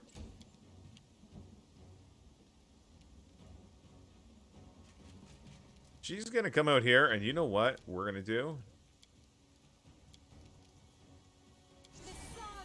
Invisibility communal on most of these guys.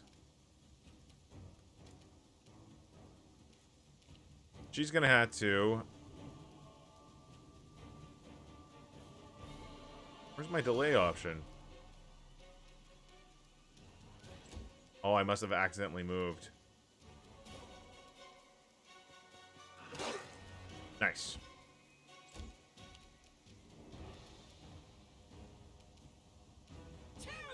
Miri could get right up there to the crossbowman right now.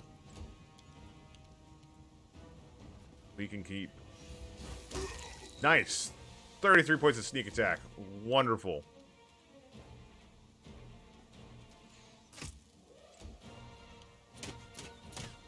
Ha! These guys are shit. Cannot hide from me.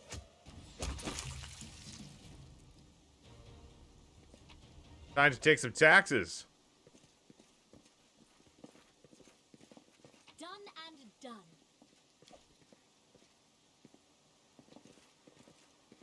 All right, looks good.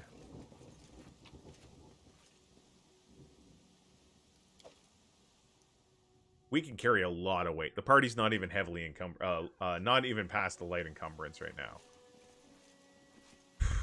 So we're gonna loot some more. We're gonna take care of any enemies that we're gonna find out here before we tangle with whatever's in the center. Yeah, we found the. We did find the lost brother.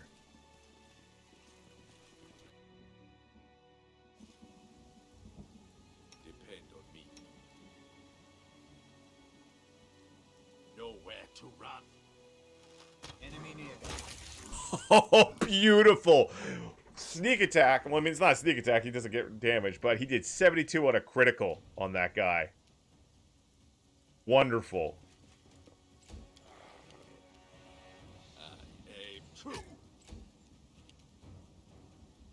He was dead. He was dead.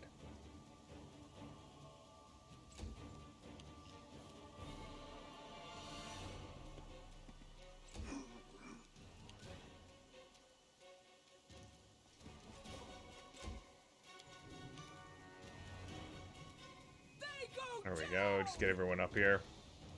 Unworthy.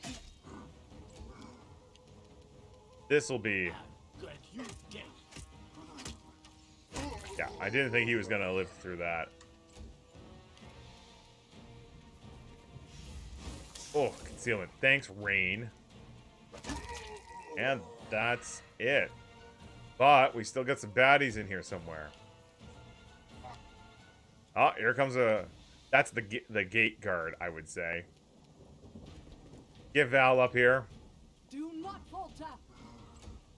Got another one coming in.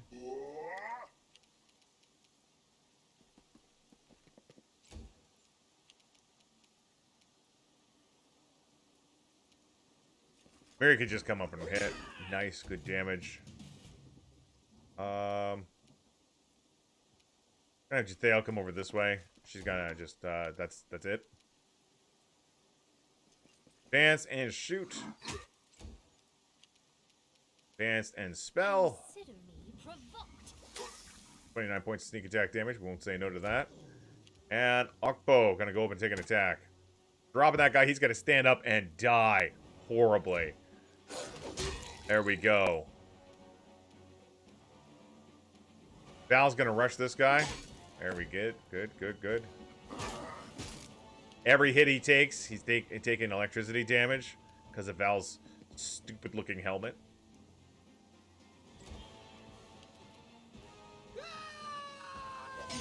There we go. This is Wretched things. I mean, it's the beginning of the. It's the beginning, so you know, maybe that's why I'm finding the encounters quite easy. But I'm not gonna complain. Okbo can come up here, and beautiful trip, and this guy's gonna provoke AOs and die if Valerie doesn't kill him first. Valerie killed him first. Good job, Val.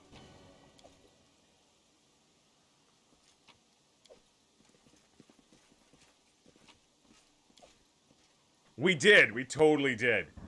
And we exploded him, and they spent about, I'd say about 10 minutes just playing in his guts.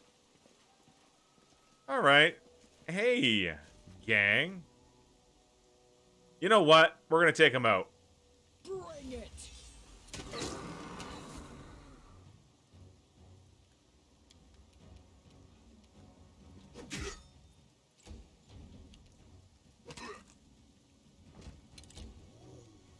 Surprise attack. Careful. Cannot hide from me. Good hit, good hit. Stay behind me! Right. Miri. 25 points. All right. This is for you! Sneak attack. Thank you. And regular round. Aqua's going to fight this guy. There we go. Both dropped. They're going to stand up. Wonderful. Attack. And this guy is dead. Nowhere to run. Beautiful. No mercy.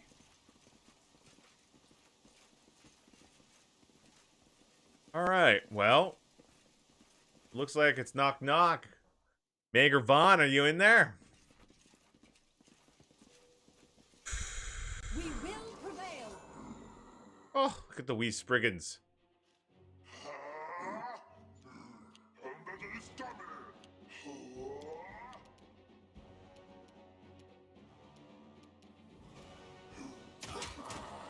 Oh, he's too close. Advance! All right, we got to clear out some of these guys. Let us strike as one!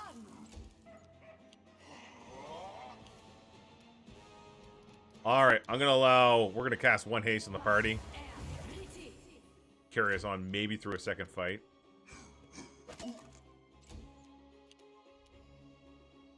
Five attacks, huh? Next on the list. Guy. I aim true. Still up. Perfect. Good job, Amiri. Alright, here we go. They're shooting. That's alright. Out of range now for the melee attacks, at least. Unworthy.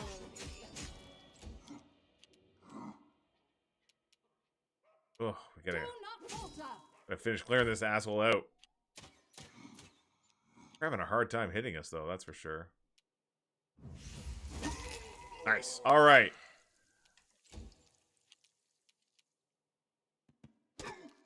Agbo knocked him down.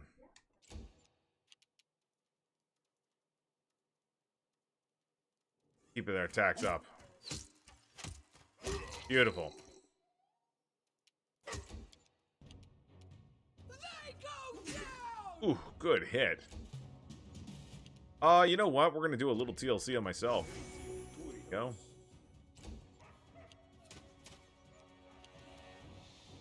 Wretched things. Perfect. So much damage. We're just dealing a lot more damage, it feels.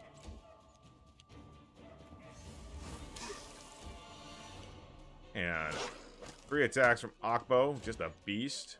And that's it for that Spriggan. Let's head out. Alright, well, let's keep going. What's that?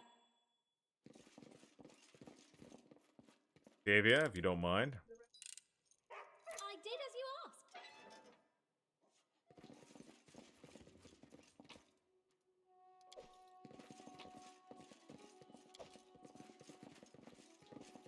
I've spotted something. I feel this dog is just a trick.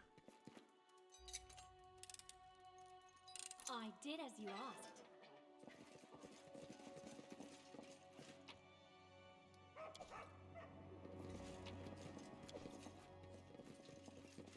Alright. Oh, this is trouble. This is trouble for sure. We got Spriggans everywhere. We are no longer hasted. We're gonna have Val up here. Val's just gonna go up here in the middle. Bring on all comers. Maybe draw their fire. He's got a delay.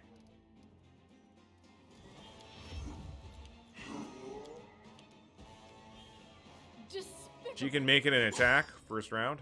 Excellent. You guys are all gonna embiggen.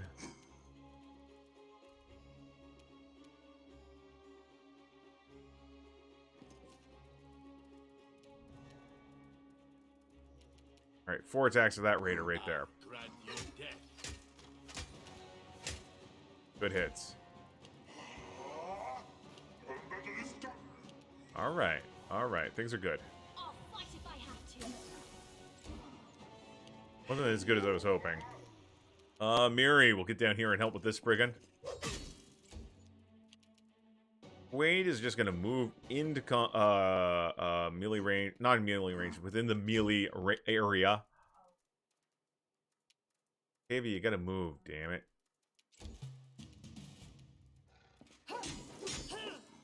My own fault for not moving her. There you go, good. Good, they need nat 20s to hit her. Cannot hide from me. Go. 2 down. Ikudio just bringing home the bacon. Alright, we'll move Octavian here, and she can just... wait. Nice, good, solid hit. We can pepper them with crossbow bolts from a distance. Excellent. And now Wolf Wolf can get in.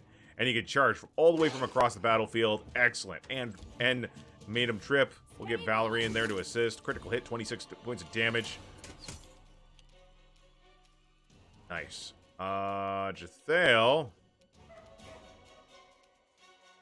is just going to move up and engage this ranged combatant in melee.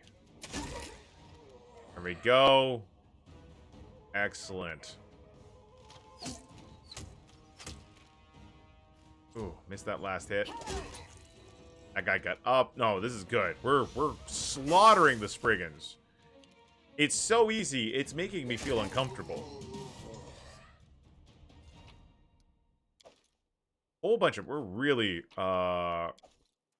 re-upping our potion supply here. I guess we could go in here.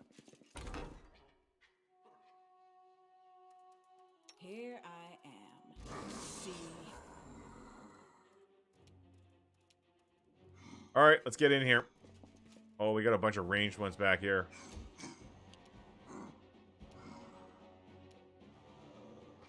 Bring Jathael over. Okpo definitely gonna want to try to get in here. Okpo's got also really good armor class.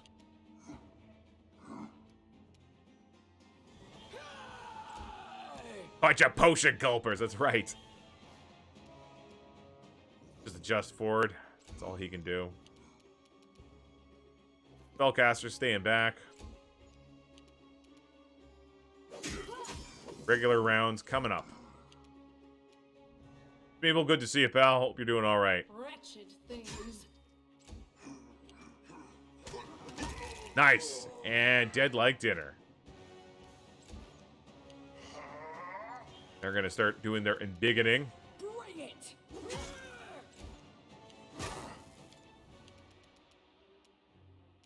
We are going to shoot that dodgy crossbowman. Nowhere to run.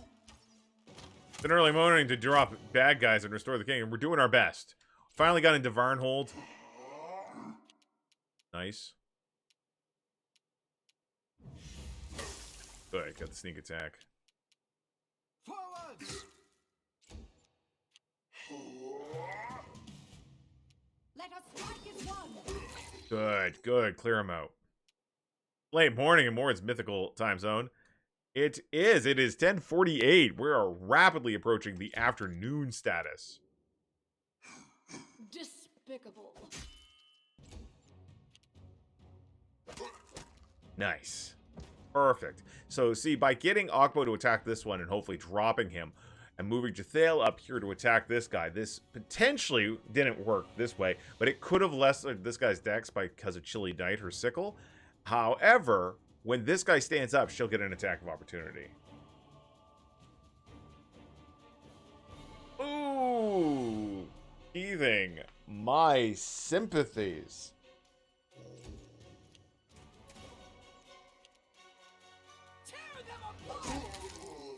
He ain't standing up anytime soon, is he? I don't think so.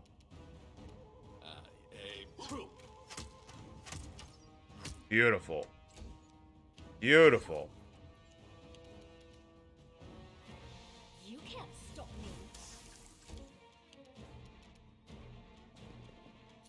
me. Nice! Boss man takes him out. Skiffer's like, I recall those days. You have my sympathies. Do not falter. Things are going great. There's a lot. Oh my god, look at this mess. Look at this bloody mess we left at the corner. I'm feeling pretty good.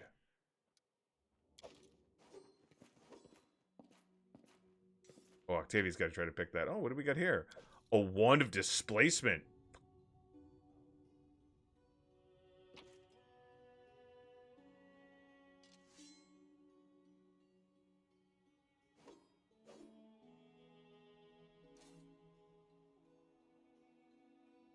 All right, what do we got here?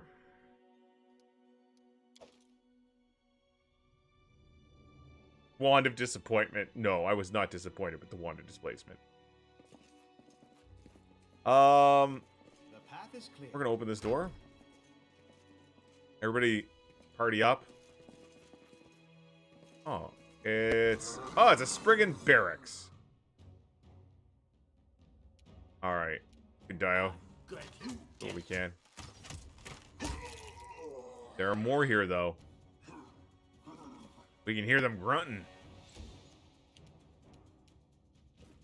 Davey's gonna move out all scout-like. I don't see anybody. Ah, found him.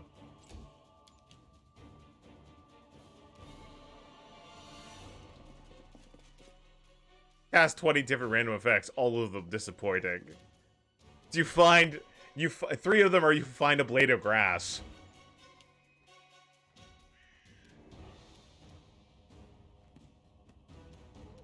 Marco's gonna get up here. And you know what? Cast a little healing on ourselves here. We got another one in the area. Oh! Didn't even see the little blighter. Angua is singing The Little Mermaid right now. Onwards!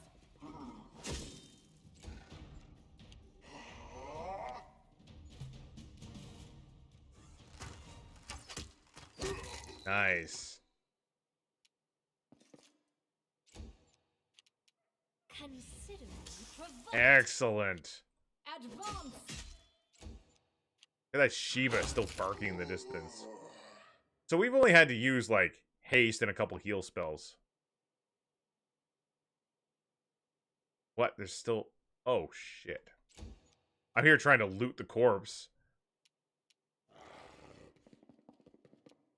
Phew!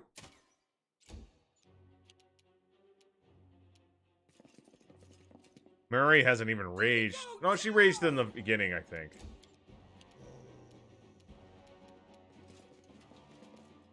Stay behind Alright, there we go. He just attacked and provoked an AO. Not the smartest Spriggan in the world.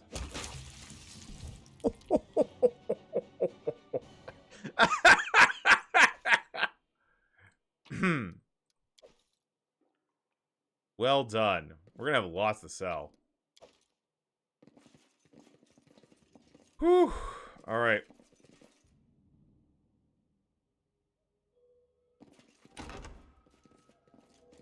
Guys, sacks.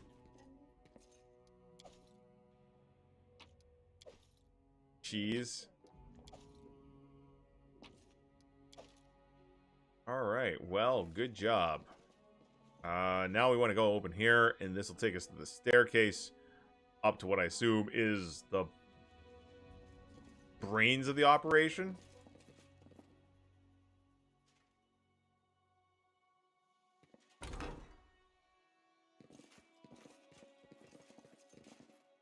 Okay, I'm gonna touch the statue. Oh. Oh.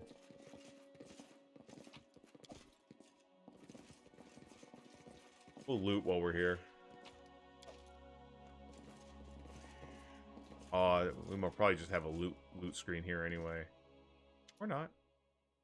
The biggest Spriggan, scarred and beaten, bares his rotting teeth. I guess we can't even rest here. I bet you followed our trail from the den. Forcing us from our home wasn't enough. I think I'm right. Now you've come to finish us off? Well, Agi will not make this easy on you. Wait, forced out of your home? What do you mean? Like you don't know. To the cave to the north where I lived my entire life before your kind came.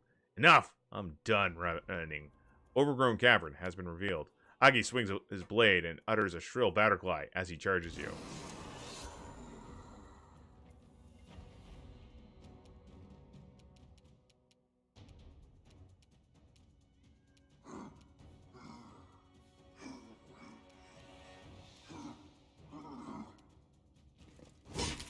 Go. Ikun is going to have Agi as the quarry. Oh, we got a Spriggan rogue right here.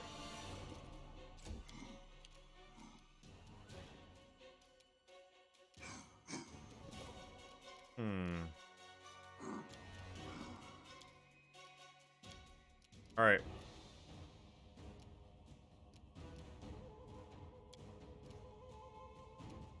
I can summon the soul eaters now. That's pretty cool.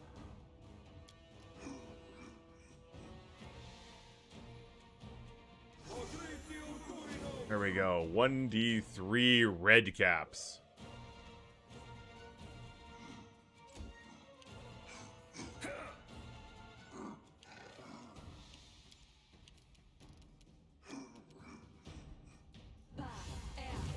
Go, get a haste on everyone, and she's gonna move over here. Unworldly. There we go. -7 dex. Brutal.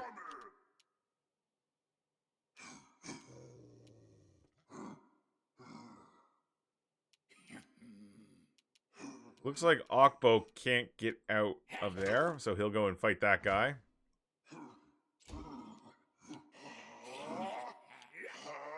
Alright, you guys get big. Do what you gotta do.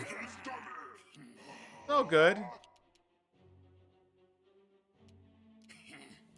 Rage time.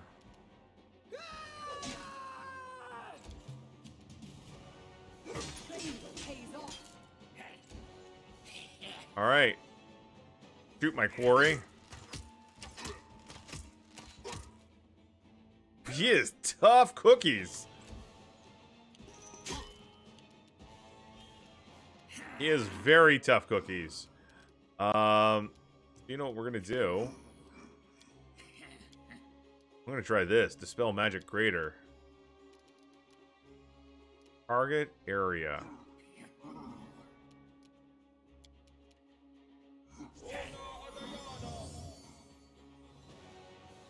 Didn't seem to do anything.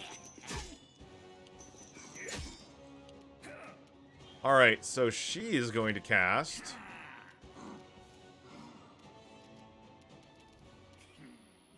Gonna try to cast slow on the Spriggans. Some of them failed. Agi failed. Nice. Good job. Good job.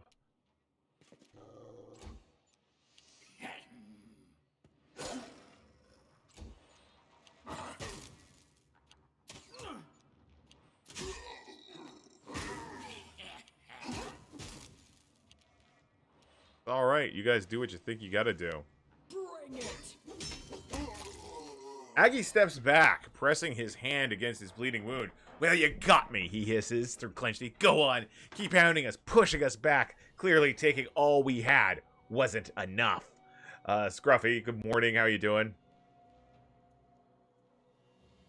I believe that you and your kin aren't to blame for the disappearance of Varnhold citizens. I'll let you live in peace if you... No. What are you on about? You attacked the citizens of Varnhold. You think me a fool? You attacked us in our own home. And now you followed us here to finish the job. How could we possibly bother anyone in an empty city? I do not believe you. Believe what you want. I don't care. I'm not going to make up excuses to the likes of you. Where are all the locals? No clue. Eaten by someone? Just gone? They left their belongings behind. Doors wide open. Anyone could walk in and take what they like. I'm doing pretty darn good, Scruffy. Well, time to clear the vermin of Varnhold. I'll take you down with me! Let us work as one.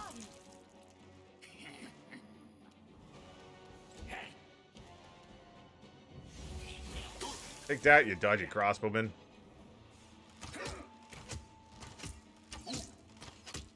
Nice. He's not gonna have much luck.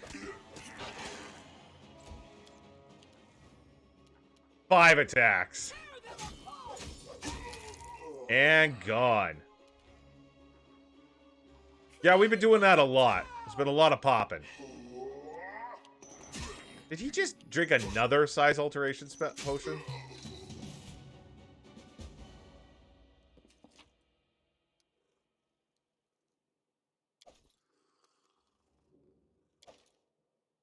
Heavy Flail, the Vanguard. +1 Corrosive Vanguard. +1 Corrosive Vanguard grants the wielder immunity to difficult terrain. That's kind of cool.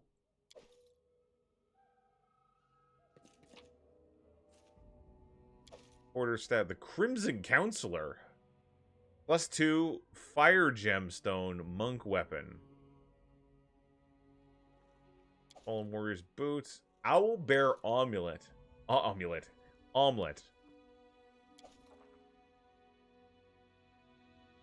Letter with threats.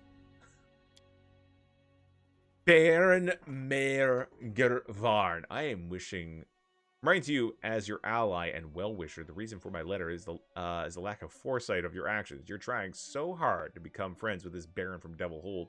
You invite him to pay you visits. You assure him of sincerity, and you send him rich gifts. Have you nothing more to do in your lands? I strongly recommend you stop flirting with this upstart person. Turn your gaze to the affairs of the day. You are trying to cross the paths with powerful forces that can reach you even in your own castle. You should know your place. With wishes of good health and calm sleep, your friend. Tread lightly.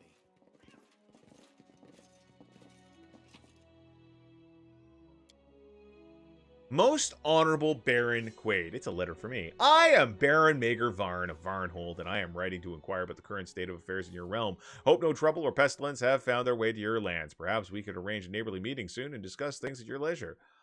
I also would like to request your aid in a small matter. A few days back, an adventurer named Willis Gunderson received a mysterious bracelet from the ancient ruins scattered across Dunsword.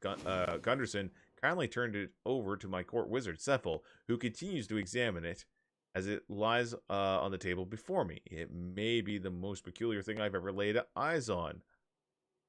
The bracelet is covered in angular patterns that resemble a labyrinth and is adorned with an inscription of an unknown language. No learned man in Varnhold has been able to read the writing or deduce which culture the artifact belongs to. So I ask for your aid, please. If you have an archivist with deep knowledge of history of this region, send them along to aid us in solving this mystery. I am sure that your capital has plenty of such learned men and women. Perhaps one of them will succeed in reading the inscription. Of course, I will return the Vorda. That seemed weird. Wait, is he flirting with us? Let us be careful.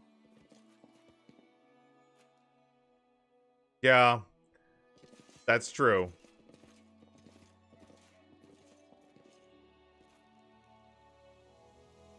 I'll go ahead. All right, Varnhold is a ghost town. There's not a single soul in sight. We should look around and find out where everyone's gone. Vardaki, the cryptic word, must be connected to everything around here. But what or who is Vardaki? Later, the Spriggans occupying Varnhold claimed that it was empty when they got here. The scoundrel must be lying, right? Then, if not, who or what drove the Spriggans from their home? Mordecai. I like Vardaki. You notice a huge black raven sitting high on the fence at the exit, as if waiting for you. It's a raven, glistening black, and one of the largest ravens you've ever seen. As you approach, it tilts its head and fixes you with its beady black eye. You're about to leave and you hear a cracked voice. Butcherer! A talking bird right in the middle of a mysteriously empty settlement. Are you behind what happened here? Butcherer! What have these miserable fools done that they must pay with their lives? The raven gives a ragged caw and tilts its head and it'll look at you unblinking. Who are you to decide the fate of those whom you do not rule? Why did the victims deserve to die? They have broken my law and were punished for it. The delight you take in your pride. At least you are honest, although in the end you are just like the rest of your decrepit race, tiefling. Why are you here? Are you one of the thieves that lived in this miserable settlement? I stole nothing. Liar! The settlement was full of thieves. They paid for their crimes. Now, only a single one remains. Who are you? I am not from Varnhold, but I will find out what happened here. What do you know about the vanishing of Varnhold? Now that was just racist, Crow. Only that the people of this dusty village were thieves. Thieves and bandits who didn't respect the law and didn't know their place. Inferior beings don't dare touch what belongs to their masters. Who are you? That's fine, Commander Faceless. I just, as my wife will weepingly attest to, if I'm pronouncing a word one way, chances are I don't care how it actually is pronounced. It's just how it sounds in my head, and that's how I'm going to say it. I'm not from Varnhold, but I will find out what happened here. You? The raven gives you a short, barking caw. That's right. That's right. Angua cringed every time I said, what was it, Siobahan? I think it was Siobahan. What arrogance! What pride, you thrall! Do not follow one crime after with another. You will suffer the same fate. Who are you? I am Quaid, the Baron of the neighboring realm. Insult me again, insolent crow, and you'll regret it. The raven regards you for a moment. Finally, it flaps its wings without a sound and takes flight. Moments later, there is nothing but a speck in the sky. Then it is gone. Gone. Right, get out of here, stupid crow.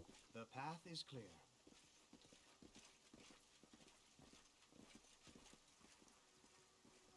Well, we did good.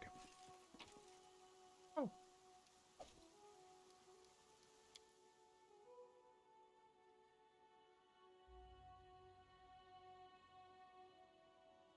Shiva Uggan? I don't know. Oh, Siobhan. I don't know. I like Shiva Uggan much better.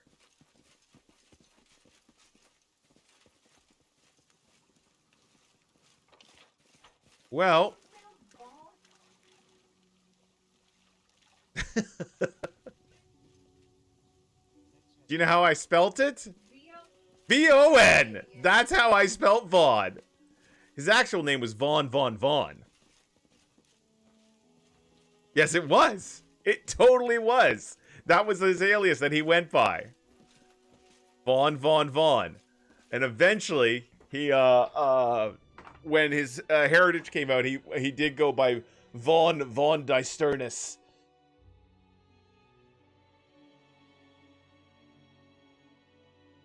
That's actually, well, we got an unfinished clearing, we got an overgrown cotton. We're gonna, I don't know. Get back to our land, very briefly.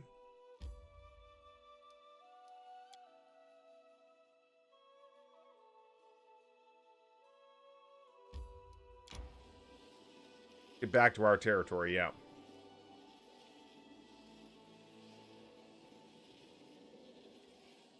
I have no idea, Scruffy.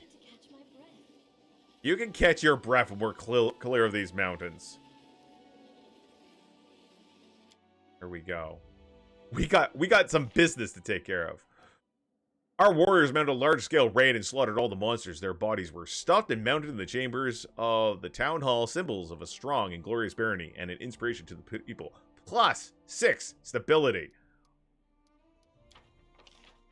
Ooh, treasurer failed to produce any technology useful for extracting gold. However, the same research was used to develop another project. +2 stability, -2 loyalty. It's alright.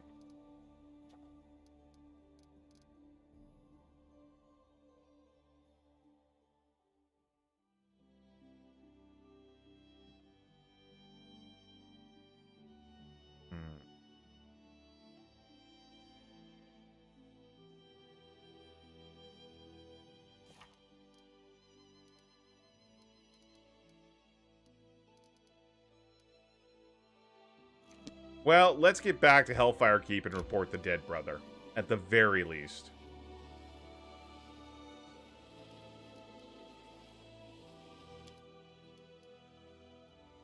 So we're in our lands right now. We move him over here. Rations needed 0. Oh, she's slightly better at cooking. Than Valerie. We're gonna change things up a little bit.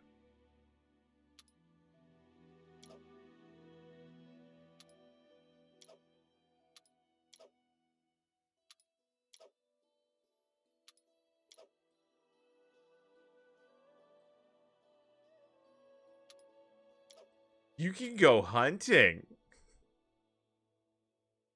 All right, we're gonna actually have someone prepare us a decent meal. I think it's time for monster casserole.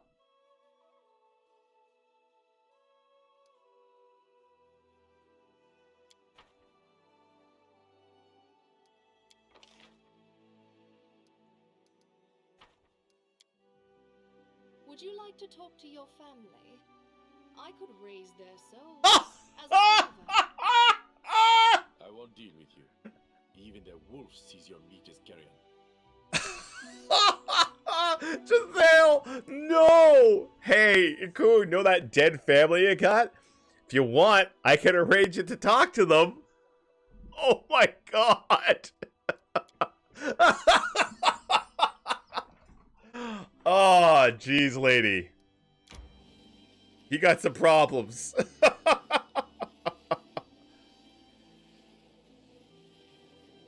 Oh my god. So, check this out. Monster casserole is Amiri's favorite food. So, eating the monster casserole provides her with +5 athletic checks for that day. Ha! Alright, so we'll start out in the tavern. That's where the brother was last time we saw him. We'll start in the tavern. Once we're done in the tavern, we'll hit the streets, sell our extra gear, head back to the throne room, talk, see if there's anybody in there that might have some information. We might wait till the first of the month passes. And might even do some expanding. Idris, I got some bad news, buddy. Bad news. Your brother's dead. I found this letter on his body. That's so. My poor father won't be able to cope with such a loss. You have done, what you have done, brother, and, what have you done, brother, and for what? After reading the letter, Idris sighs bitterly and shakes his head in dismay. So, that's how it all started. My brother found our great-grandfather's letter in the family archives and decided he would follow his example. And most unfortunately, he did. This means that I am the heir to the title now, but that doesn't give me the tiniest trifle of joy, believe me. Well, I'll have to stay in your capital for a while. If during your travels you happen to find yourself in this ill-fated tomb, do me a favor and tell me who the two Anvaki daredevils died for. Tell me about your great-grandfather. Mathian Havanki was known for his bravery and recklessness. When our family was dealing with some financial difficulties, his best idea was to leave the family estate, his wife, and his children in the care of his brother and go off treasure hunting with a group of daredevils of the same kind, let's say. No one has seen him since. Unfortunately, stories like this aren't unusual in our family. Stories about the exploits of my great-grandfather become legends. The bars praise his courage. Too bad no one wrote any songs about his widow and everything the poor woman had to endure. Well, I'll see what I can do for you. So long. Oh, the quest continues. I'm taking that armor. At long last, taking that armor. Alright, we're heading over to the main square.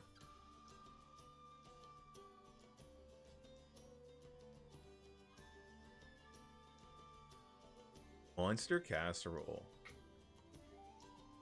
Hey, can I take over Varnhold now? I mean, it's sitting empty. I've already gone and cleared it out. Cleared out the main settlement. So, really, shouldn't it be mine to claim?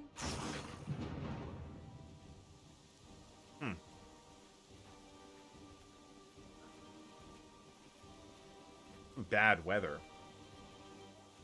Tread lightly. Fuck. Forgot to go and sell that stuff. Alright, we'll have to do it on the way out. Damn, I'm stupid. Dumb old man brain. Am I right? Storyteller, what you got?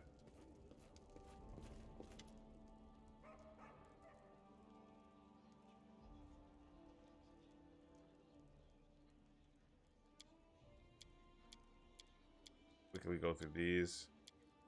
Yeah. I brought some relics or anything, worry. Yeah,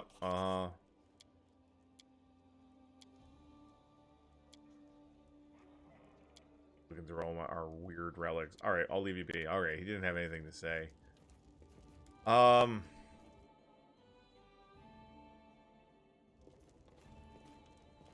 If it's territory, I want it. Absolutely. We can clean up the problems later. Guess he should go after the herbalist. It's the first day, so we're gonna skip. There we go. Visitor waits in the castle. Ancient okay, there we go. It's time to discuss what's happening at Build Hilltop. Let's see. We have not researched any of these curses yet. Oh, wow. 3 of them. Hooray! We did it! Another attack has been repelled and Barony is stronger than ever. Your grateful subjects even brought you a gift to honor your outstanding success. 8,600 gold. Unfortunately, now is no time to rest. While everyone is preparing for the last attack, I was looking for a way to overcome the curse. I read some ancient books, talked to locals, and then had a word with our storyteller and decided that, well, he'll tell it better. Storyteller clears his throat. I am a keeper of stories, Your Grace, and I have amassed a respectable collection over long life. There are, of course, stories of curses among them. Ancient and dark, having taken thousands of lives, destroyed kingdoms, brought down... Well, our curse isn't exactly a real curse. We think it's someone specific behind these attacks. Oh, I'm sorry. She realizes she's interrupting the storyteller. Lindsay turns bright red. Tristan turns pale. It's not a curse, then what is it? I'm interested in defeating it. I'm more interested in defeating it than understanding it. Swords and spells, of course. You can't shop an ancient cursed abyss, but I'm sure the villain behind the attacks would suffice. Lindsay, I think our Baron is asking whether we yet know the name of our adversary. Alas, the answer to the question is no, and not now. Personally, I believe it's the work of some Fae. I recognize their hand, so to speak. Whatever caused these attacks, I'm assured they will continue. We must be ready to repel the next one. Oh, who could it be? Yeah, it would be great. I more want to be like, Nerissa? Maybe that green nymph lady that's been meddling in all these problems that we had visions of, that she is supposed to destroy kingdoms to get back her place in the Fae realm? That one? Maybe it could be her? That's exactly what we'll do. Sooner or later, the villain will show herself, once, unless it's the big lantern thing. Anyway, once he slips up, we can finally punish him for all the trouble he's caused. Tristan chuckles faintly. I don't expect such vitriol from you, Lindsay. In any case, I would advise hearing this villain out before punishing them. We still have no idea why this unknown enemy is targeting us in particular. I'm sure we'll know our foe's face soon enough. We've repelled his attacks 3 times now. He must be reaching the limits of his patience. He won't get away with this forever. Tristan's too soft-hearted.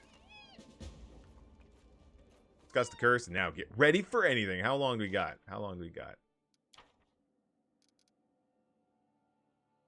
A brief hearing is perhaps in order.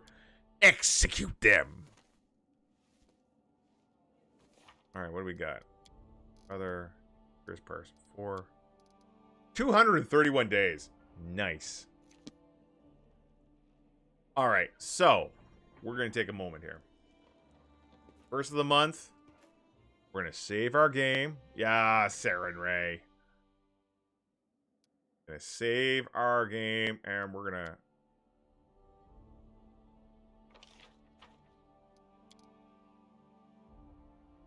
Before... Upgrades.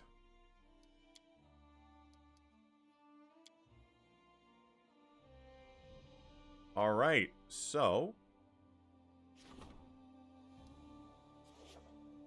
We're gonna rank up. We're gonna support the High Priest endeavors.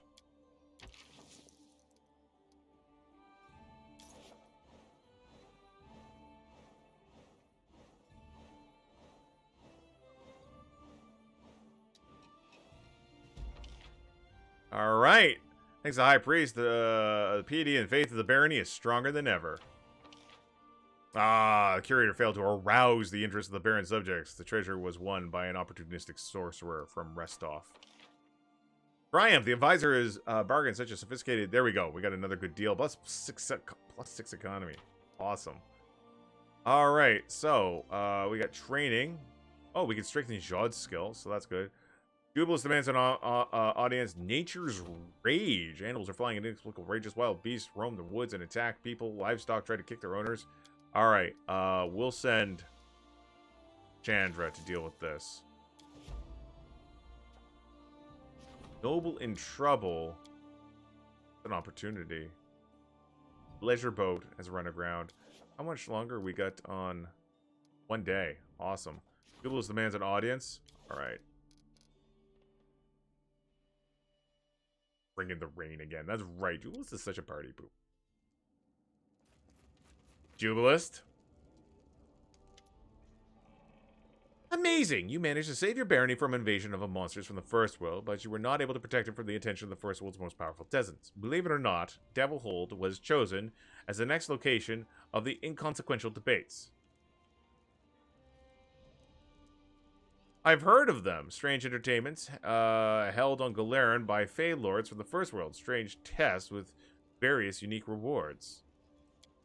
Your knowledge is, well, pleasantly surprising. It's true, the inconsequential debates are anything but debates. They say that the eldest once made a bet. No one knows what it was, but sometimes one or another of them sends a delegation of Fey to Galeran. Here, they hold insane competitions for those who volunteer to enter and present the winners with whimsical rewards. The contest and the reward are different every time. Although every time is a stretch, only 3 such occasions are known over thousands of years. Anyway, it's happened. And that this time the reward is a chance to ask a question whatsoever of the host, the competition's mastermind. This creature, whoever it is, speaks on behalf of the eldest. Do you see why we can't miss such a chance? I don't. Tell me.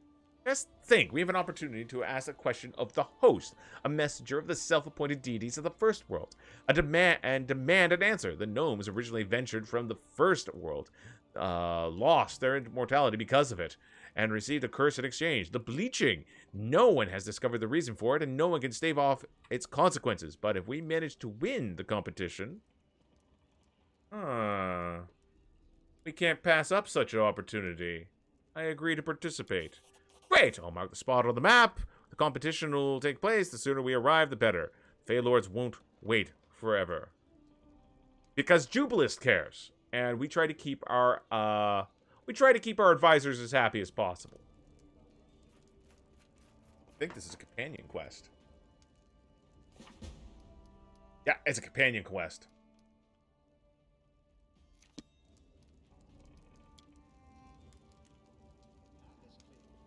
All right. We're going to go sell our gear, grab Jubilist, head on out. Gnomes are cool, and you know it. I mean, gnomes are something.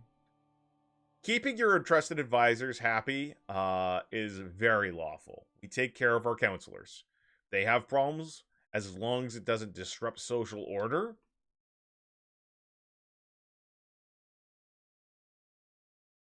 Can you imagine the value of knowledge on how to cure the bleaching? I don't expect that we're going to get any super straight answers out of the Fae, but we're going to follow it through because it's important to Jubilist. Putting in the effort even if you fail, I'll go ahead. can sometimes be just as important as succeeding on the quest.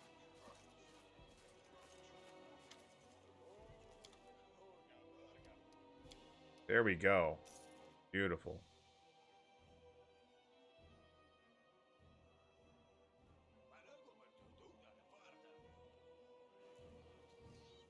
Yeah, I'm not especially happy with having to do that, but we're going. There goes the Baron again. Alright. We're gonna pull out Jathael. Oh no. No, we'll pull out Jathael. And yeah, we'll bring in Jubilist.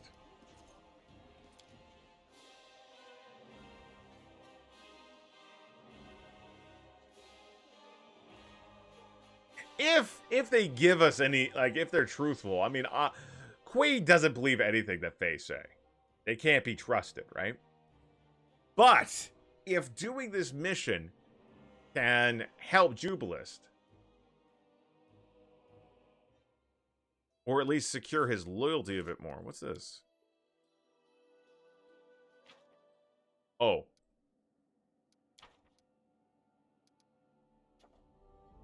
You know what?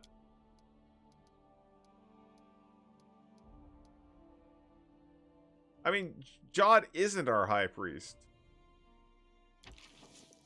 But we'll... Oh, this would be like if we wanted Jod to take over as high priest. That would be valuable. What else we got here? Support their endeavors, laying the foundations, then economic stuff, training. Curses. Maybe we should start researching curses. 45 days. So long.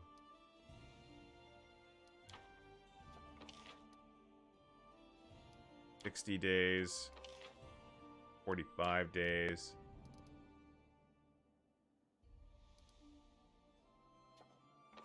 We'll get this Divine Protector in here.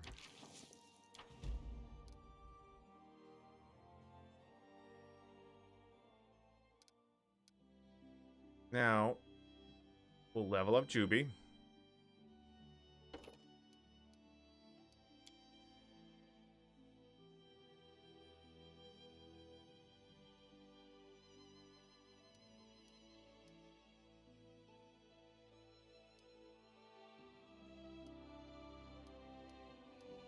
There we go.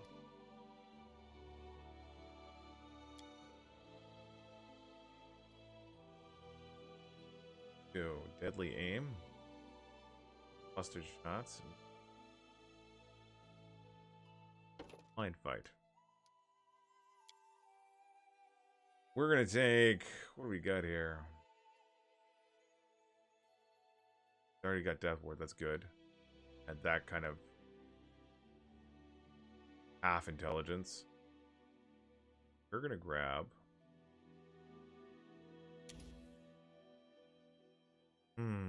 Restoration. Oh. Stone skin. Yeah, we now have 2 people that'll do roguey stuff. That'll help. So, I'm sorry.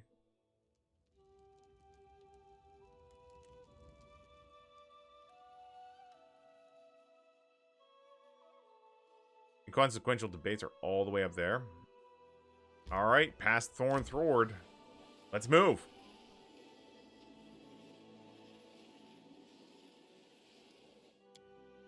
Alright. There we go. Expert mountaineering. That's excellent. Now we can, Harem unhappy to see guests. Uh-oh. Noble in trouble. We'll send Miri out to deal with that. Protector of the week. That's an opportunity. A visitor is awaiting the castle. Harem is opposed to the meeting. We're gonna have to go and deal with that.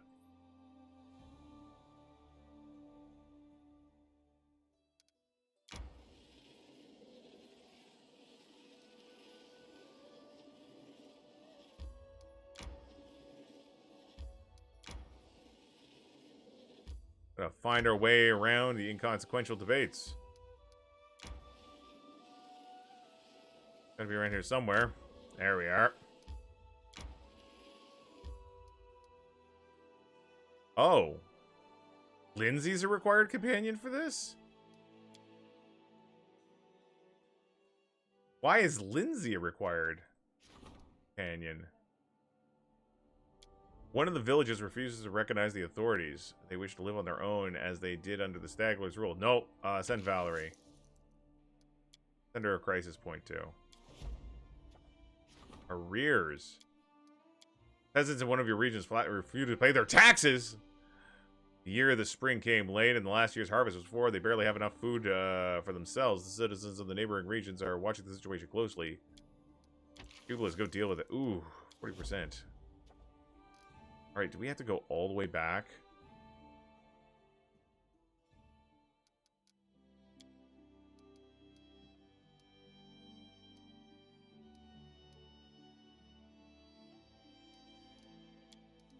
Lindsay's a required one.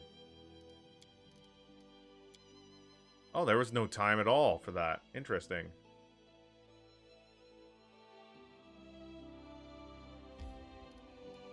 We're gonna rest. Manage. Alright.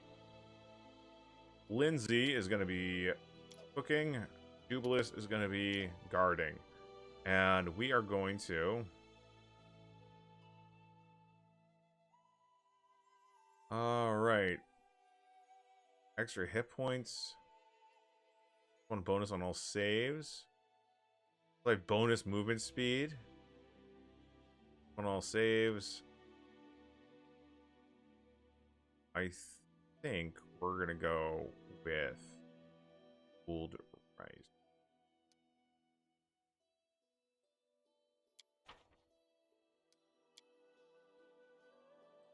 I take the bow, draw the string, aim, shoot. No secret.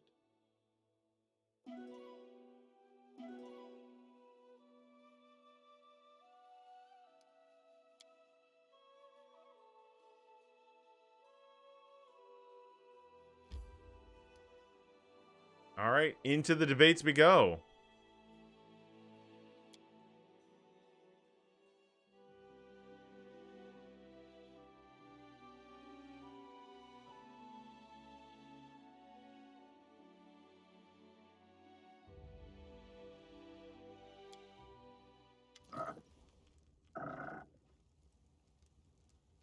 Nerd Zottendroppel, a pale gnome with a dull, brittle hair, is scribbling something busily on a small scroll, and not looking up as you approach. Here you are, at last. Go read the rules quickly. They're posted a little further along. The other teams have arrived a while ago. The host said we'll be started as soon as you showed up, and read the rules. Of course! I'm famous enough for my admirers to follow my every move, but still, I'd like to know, how did you know we were coming? The gnome shrugs. The host said so. Well, are you going to keep wasting time? Read the rules and start.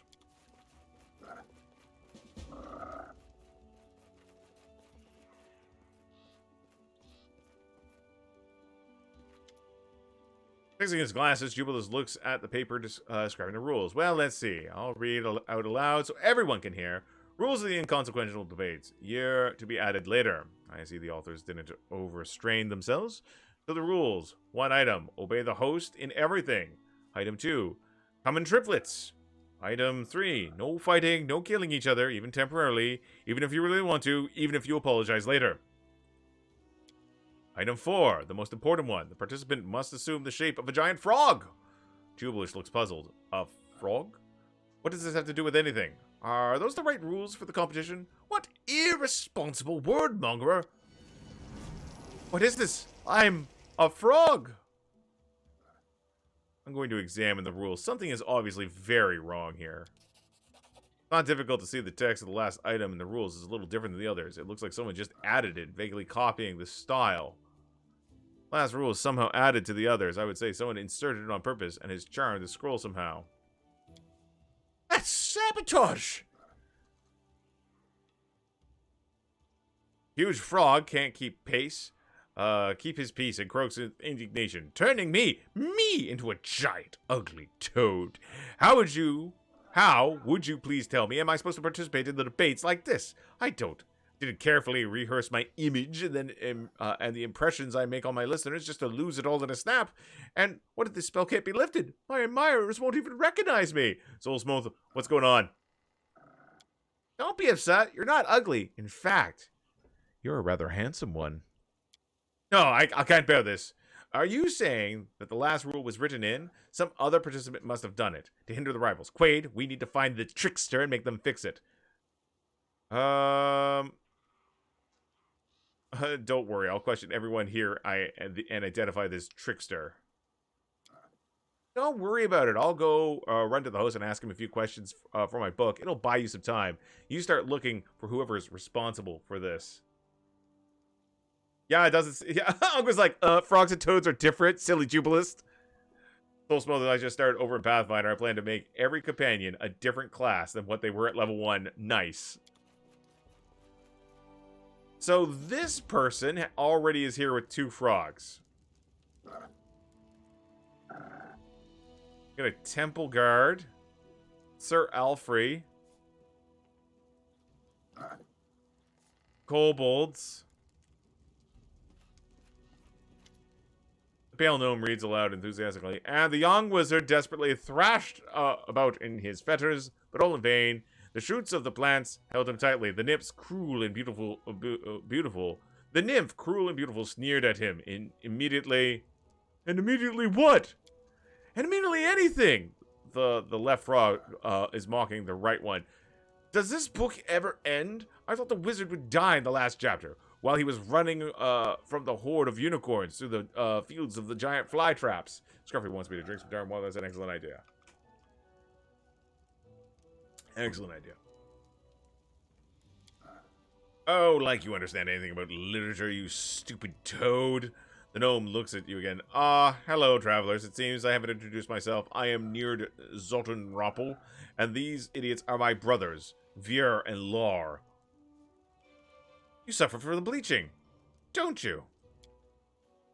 He is dying from the bleaching. Jubilee's voice is grim.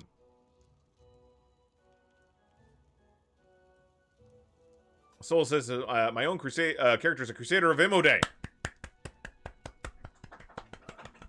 There's much clapping for this house right now. So now I just have to figure out what classes to pick for everyone else. I suggest the Dour Inquisitor. Oh, that's Jethale. It's all right. I still got a bit far off of fight left of me. The Zoltenroppels don't go down easy. Near smiles cunningly. My brothers and I lost our color long ago, but death still hasn't taken us. So why are you calling these frogs your brothers? All right, Skip, take care, buddy. These fools read the rules, and the rules are charm. Near's colorless and dim eyes flare up with mad joy. A mad and joyful fire. Anyone who reads them turns into a frog. So now I have 2 frog brothers. I guess I'll leave them as they are. Where else will I have the chance to laugh so much? And why are they both frogs? They read them together? Yes, she responds quickly. Nah, the frog on the right says happily. Shut up, Lar. Of course we did. We read them together, we transformed. Now we're sitting and croaking. Are you participating in the debates? Sure, although really, we're just here to see the show. We figured it would be fun, and we were right. Alright, never mind. Talk to you later. Kobold. Little kobold raises sound. Greetings. Like a spell was cast on my friend when he read the rules. Did anything like that happen to you?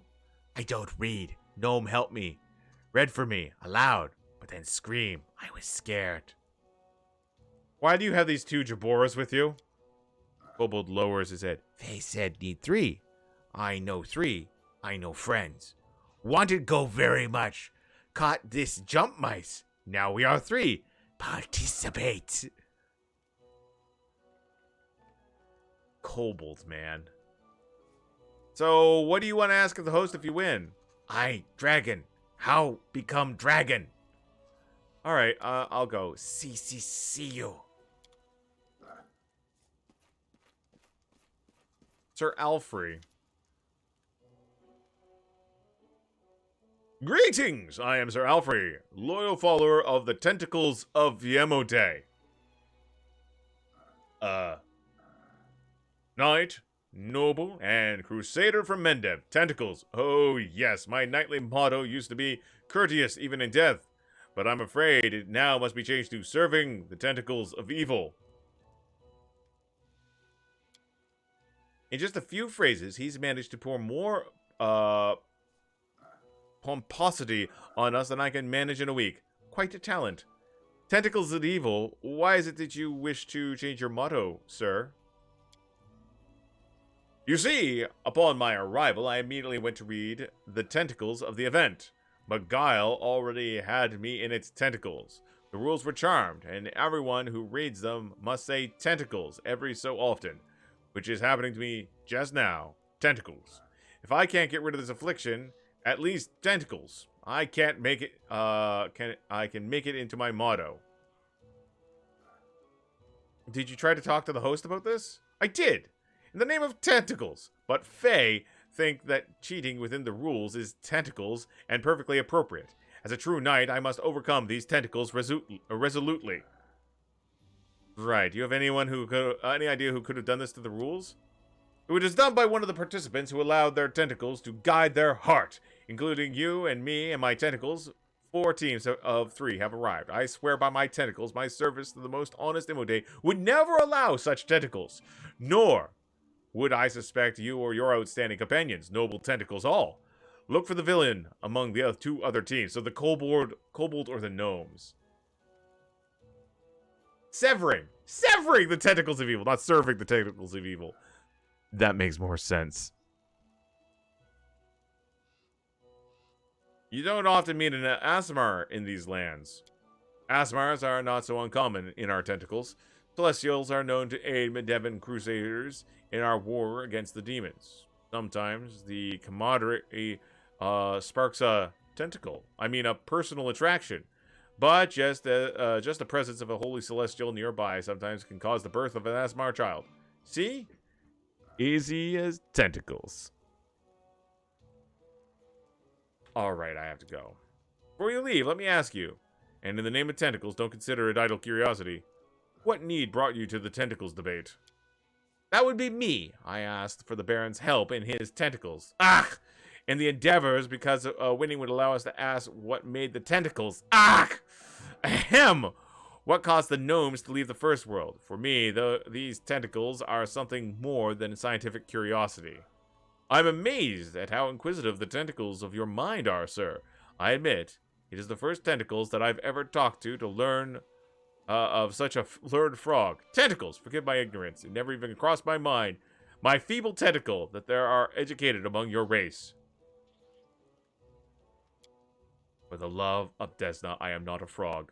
Let it be known to you, sir, that you are speaking to Jubilis Northropple, well-known publicist and researcher. This shape is but a consequence of a silly prank, and I am a gnome.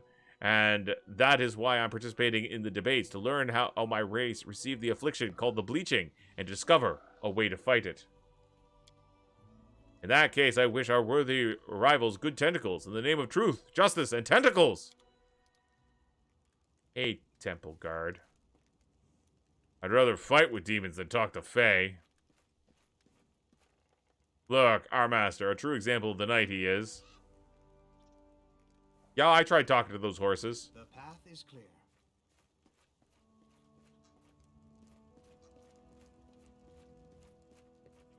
Then we go out, do groceries, or talk to someone in the first world.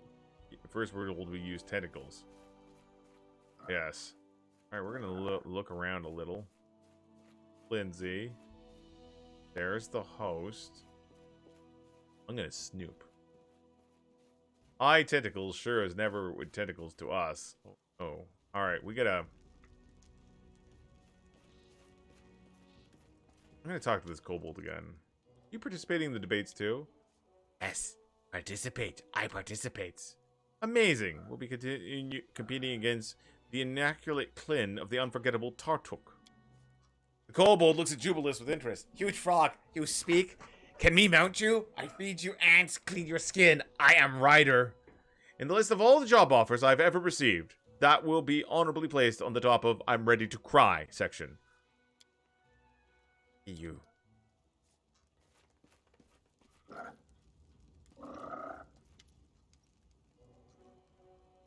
The little kobold said one of you helped him read the rules.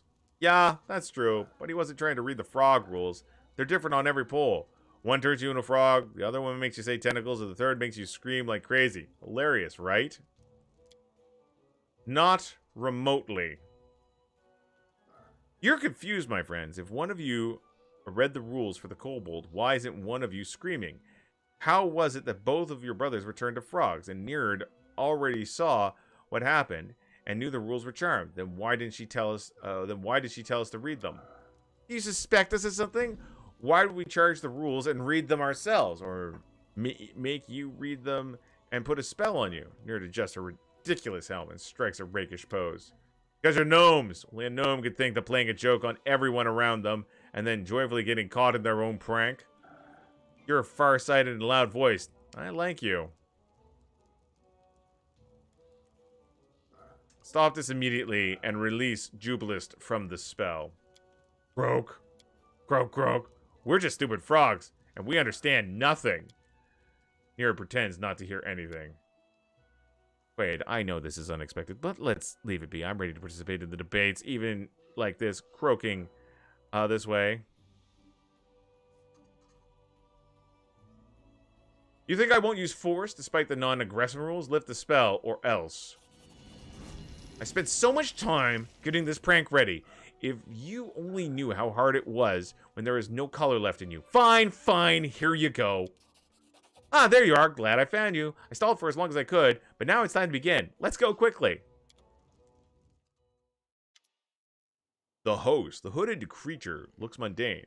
But after looking at for a time, one might notice the figure's contours tremble and flow, as in a haze. Welcome to the inconsequent debates. You can call us the host. We are the reason for all that happens here today. You've read the rules, have you not? Not that there is anything useful in them. We only made up the real rules the day after. We only made up the real rules the day after tomorrow, then forgot them and had to make new ones. So it's simple. You want, as your reward, for us to answer a question. So the competition will involve answering questions. We'll ask, and you want. We ask, and one in your triplet answer. And always the same one. The others can only prompt. Let's see. It will be you, little kobold, you, Sir Alfred, you, Nerd, and you, Quaid. Remember one thing. Here at the inconsequent debates, there is no right or wrong answer. Every answer has weight, and each will be weighed. Don't choose the lightest one. Your rival might find a heavier argument. And most importantly, light answers are no fun for us. Well, let's just begin. Begins. We are ready, the knight nods resolutely, despite the tentacles. All right, let's see how tough they have it in the first world. Some of you look so serious. Thus we begin with the question about weighty matters. What can move a mountain? Jubilist, Lindsay, what are our answers? Oh, I should have skipped my philosophy sections at the academy. Such problems baffle me, if not because I can't think of an answer, but because I can think of 1,000 of them at once, and I don't know where I can hide from them. Let's see. We're dealing with Fae from the first world, and they told us clearly that trivial answers won't cut it. I think a good answer is its own will. In the first world, mountains often change position, and there's at least one that does it of its own free will. There's Ulas, one of the Tain, the walking mountain. Its own will. We heard you. What will the others say? What can move mountains? Maybe. Dragon? Dragon can move mountain? Faith and divine intervention. Do you hear? My faithful tentacles. Faith nourishes us. With devout faith in our tentacles and our righteous cause, everything is within our tentacles. Teleportation spell. I could probably manage moving a hill or two. In fact, that gives me an idea. We've heard you. Now hear us. Of course, the gods and magic can move mountains, but that answer is good for any question. How can one jump over a house? Magic. How to paint a fence yellow using blue paint? Divine intervention.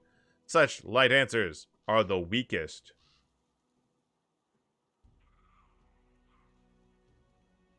Did I hear you say that they were going to take the lightest answer? Oh my god. Oh, we're supposed to take the heaviest answer. Right? A good answer is its own will. Will and desire lie at the base of all our emotions, action, and decision. The mountain has a will. It will surely find a way to move. That was an interesting round. Let the next question be heard. What weakens when owned by many and dies if owned by none? Secret. Secret sounds right to me.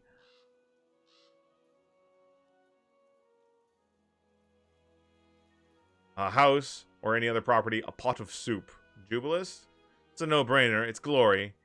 It can't belong to many because it's then devalued. And then it can't belong to anyone.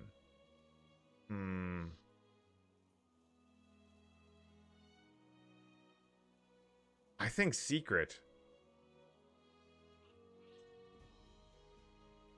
Alright, let's see. What weakens when owned by many and dies if owned by none? Yeah, I'm thinking secret. See, a secret dies if no one has it, right? If no one knows a secret, it's gone. Alright, I'm gonna say secret. Little kobold looks like he's about to cry. I don't know this. Maybe it's dragon? Sir Alfred. My wife is just laughing at the kobold in the next room. It's the knight's heart. I swear by my tentacles it can belong to himself, or to his righteous cause, or to his greatest tentacles. It can't belong to everyone. Yar, look how I can roll my eyes. Fools, concentrate on the competition. This won't do. We won't accept the answer from Zoltenroppel's triplet this round, but you are a spectacular eye roller. Now, as for the other answers, the heart is not the best answer. Even among knights, there are many whose hearts belong to beautiful women and a beloved mother, plus their friends, their commander, their righteous cause, and a delicious lunch. Especially a delicious lunch. And it doesn't seem that those hearts that belong to many grow any weaker. A secret is a good answer. The more souls that know it, the less mysterious it is. But without a single bearer, it will die. Your triplet wins this round, Baron. Here, the third question. Each of us is born at the same time with a monster. Each day we live, it grows. It can torment, bring us joy, or kill without a single word. What is it? An evil twin brother from another timeline. What do you say, Jubilist? Considering the question is asked by a representative of the Fae, the answer could be anything from singing to the love of pastries. But let's think logically. The last part of the riddle can easily be ignored because it's just about anything in the world can aid or ruin you depending on the circumstances. What's important is the riddle clearly points to some quality or property of a living creature, something that is born with us. Another point, it grows. I would say knowledge. For each new day, something brings something new. So our knowledge of ourselves and the world keeps growing. For some, though, this process is ridiculously slow. So, ambition. Not everyone has ambition.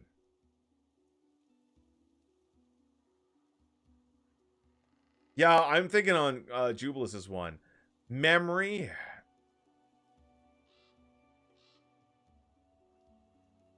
Let's see. Each of us is born at the same time with a monster. Each day we live, it grows. It can torment, bring us joy, or kill without a single wound. What is it? Memory grows. So does knowledge. But which of it kills? I mean, he says we could, It can torment, bring us joy, or kill without a single word.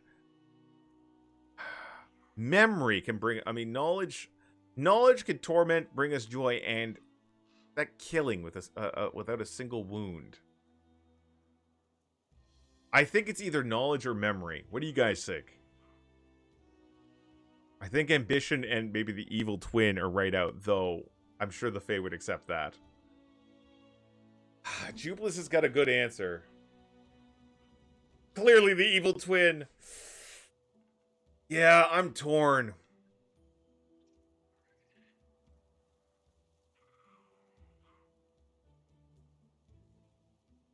Yeah. I went with mine last time. We're going to go with Jubilis this time. I want to do memories too, but I think we're going to take Jubilis's answer. If he's wrong, maybe it'll put him in his place a bit. Like I said, I don't care if we win this or not. We're just doing this to say we did. Knowledge. We've heard you. What will the others say? What is the monster? The little kobold grabs his head, stressed. Maybe it's dragon? It's curiosity. It's born with us, grows day to day, and saves us from the bleaching, and if you only knew how many it's killed. That's a good answer. I don't know if the answer will do, but the greatest tentacle is the one that lives inside us. We grow tentacle beast in our souls. We feed it with wrath, neglect, and tentacles. Eventually it could break free and kill us, but tentacles must admit, the same beast gives strength to villains and tentacles. The poison we feed our monster only nourishes them.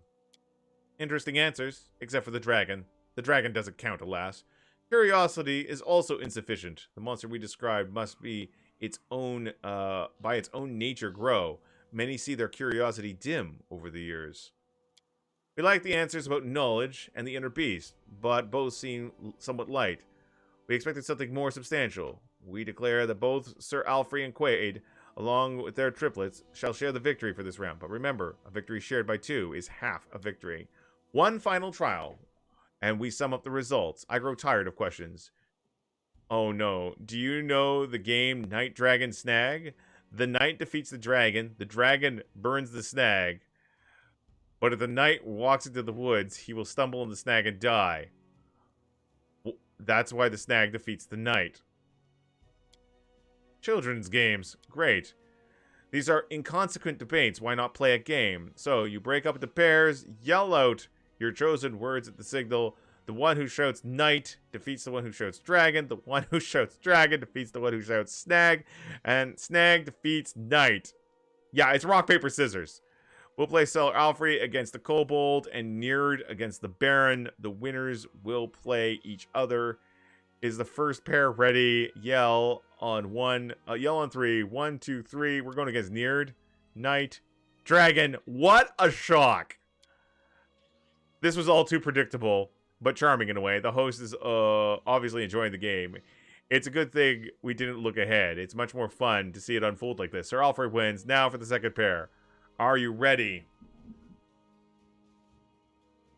I'm gonna post a negative review on Steam. The game's mechanics are too rock, paper, scissors. Oh, they would probably do a snag. So dragon can beat snag?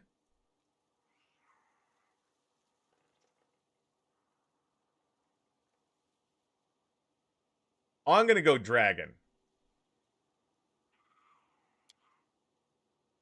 Oh. Near shouts performing a spot-on impersonation of the kobold and falls over laughing, looking at her own amusement. It's more important to her than the competition. Tie! Let's go again on 3. Snag! No. There's a good chance she's just gonna yell dragon again. I'm gonna yell dragon this time. Dragon! Snag. Aw, damn! Neard waves her hand. I meant to cheat, but didn't have time to think of how. Dragon won! Dragon won! Won! The little kobold is so happy for you and your dragon as if it were his own victory. So the Baron wins. Now the winner against the winner, the Baron and the Knight. 1, 2, 3.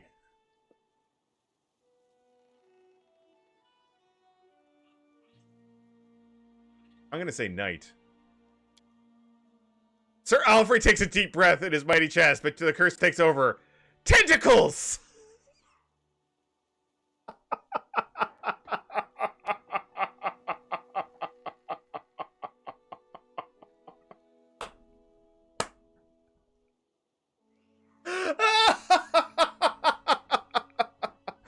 Oh, fantastic.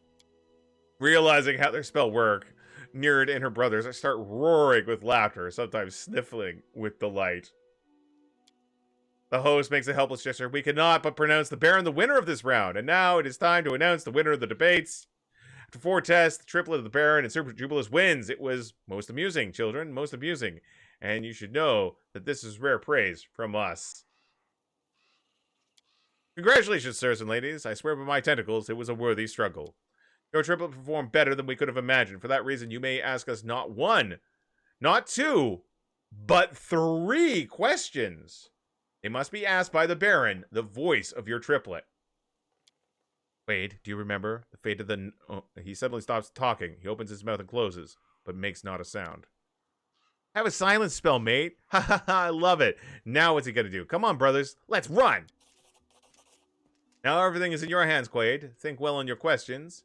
We will answer honestly, but I don't know is an honest answer. Ask about the host from the first world. Ask about what a host from the first world might know. All right. All right. Well, I want to know why the gnomes left the first world.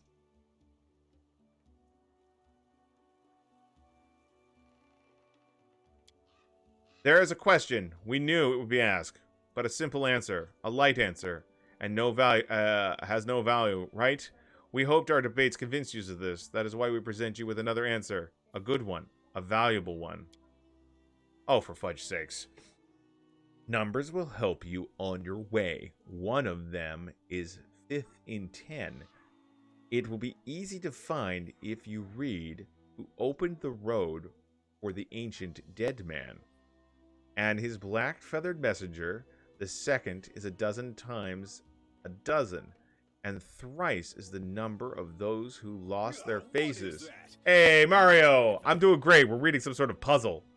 What's going on, buddy? Thanks for the support. I appreciate it. Much appreciated. Alright. And thrice is the number of those who lost their faces. Don't try to guess now. It's not time. Wait until he who is born twice will twice be defeated. Put the 2 numbers together. When the moon leaves her path near the waters of the Candlemere, find the one who will open the secret. Just in case, I'm screenshotting this. Alright, Jiggity, take care, bud.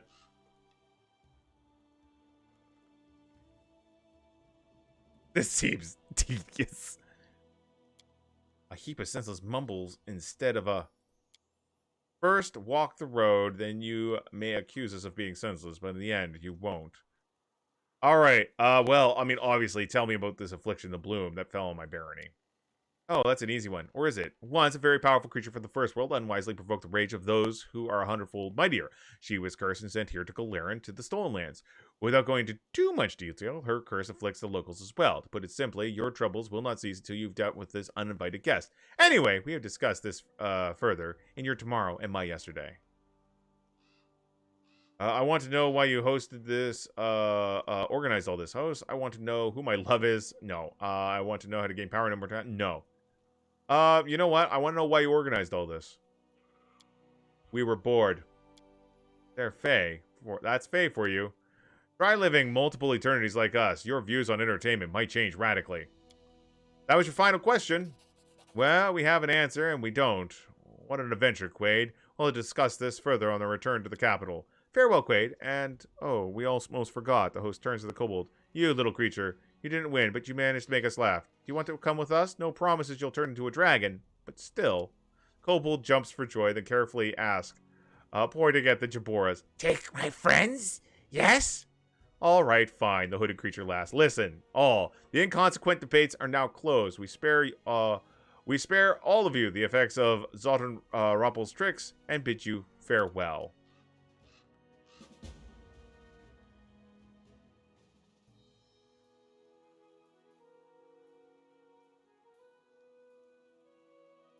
Well, that wasn't so bad. I do like that the Kobold got a consolation prize. Oh, we'll talk to Jubilist. The fair, no match to my ingenuity. The debates and the Fae and their mysteries, and most importantly, we didn't have to fight anyone. I like this adventure. Dragon!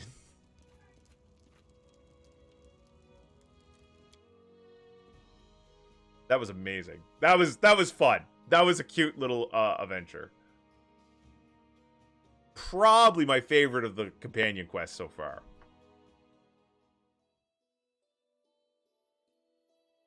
All right, back to Hellfire Keep. Now bring on a series of trash mobs.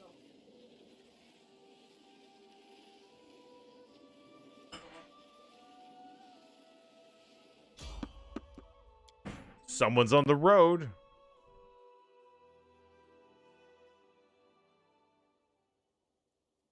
Rhyme is probably in the... Whoa, whoa, whoa. Is that a Hell Knight? One of the peasants who is armed with a weapon jumps up in alarm and approaches. Your Grace! Another peasant takes a moment to quickly wipe the sweat from the road. You're just in time. Look who we've got here. Look at this disgusting creature. He isn't afraid of anything. Hell Knight. Mm-hmm. You look upon the Hell Knight in pitch-blacked armor, a monstrous snarling snout emblazoned on his breastplate. He doesn't turn to you. All his attention is taken by multiple adversaries. Nevertheless, you hear a muffled voice from under his visor. Praise Asmodeus! Baron Quaid, I presume. My regards. Please accept my apologies for not greeting you as the etiquette requires. I'm a little... busy. I would recognize that armor anywhere. What is a Hell Knight doing in my lands? You hear a chuckle from the visor. I intended to come directly to your court, Your Grace. Unfortunately, I was detained. These degenerates have never before set foot in the stolen lands. But there, this devil's spawn was walking right in the middle of the road. And we became so angry. I'm sorry.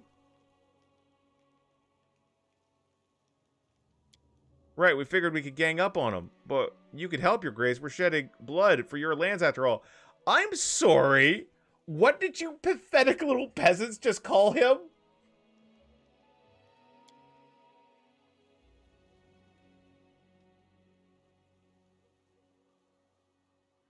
Why did you attack? The Hell Knight seems not to hear his adversaries. I ran into some unexpectedly aggressive local fauna.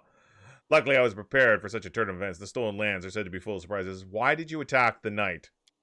Well, you know, they trample everyone in the lands they visit. Wherever there's one, there will be soon hundreds in the blink of an eye. They crawl like locusts with their executions and their laws. Do you know who I am? Hell Knight laughed rapidly. Of course, savages like this fear laws more than fire or sword. Listen, Baron, isn't it time to put this bandit trash in its place? You're too soft for such a savage land as this.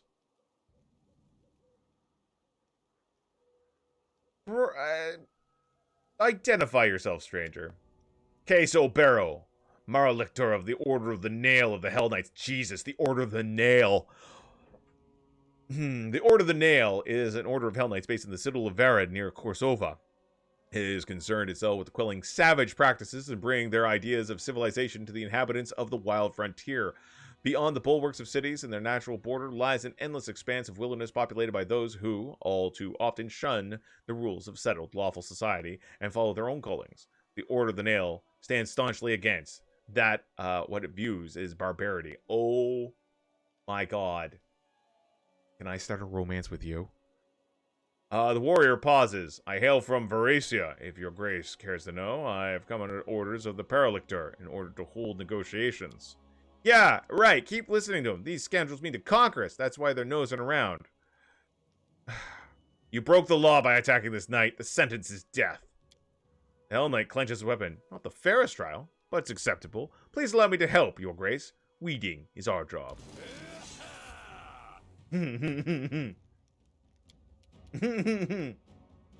you. Oh, these are peasants. They're peasants.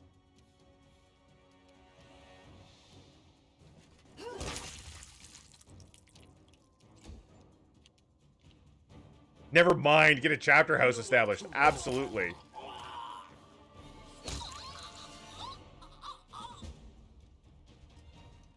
I shall pay you an official visit in the nearest future, when we soon meet again, and less chaotic, yes.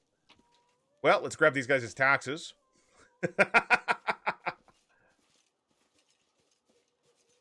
We got a couple things to deal with when we get back. Does anyone know if there's a way to rotate buildings when you're adding them to town, or are they stuck facing one way?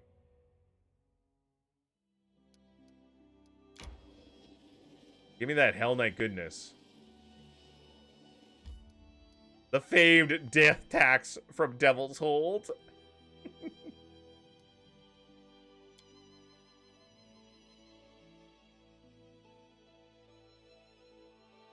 Mord, Twitch streamer, and CRA auditor.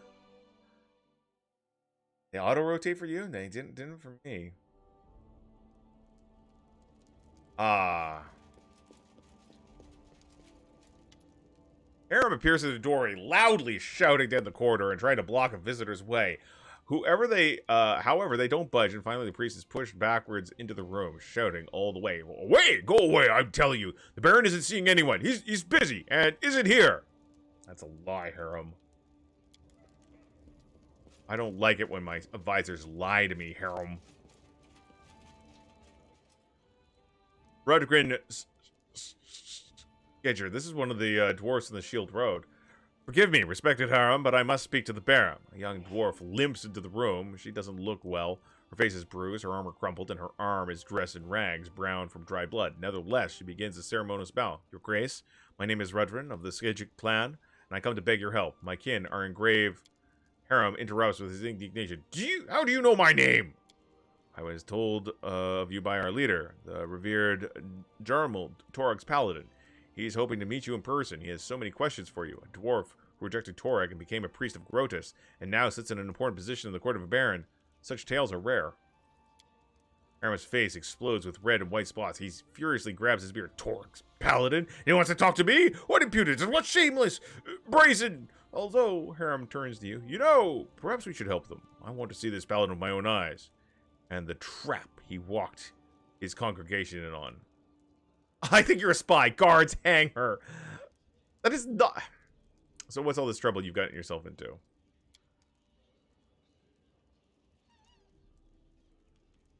Yeah, absolutely. Very nice bow during injury.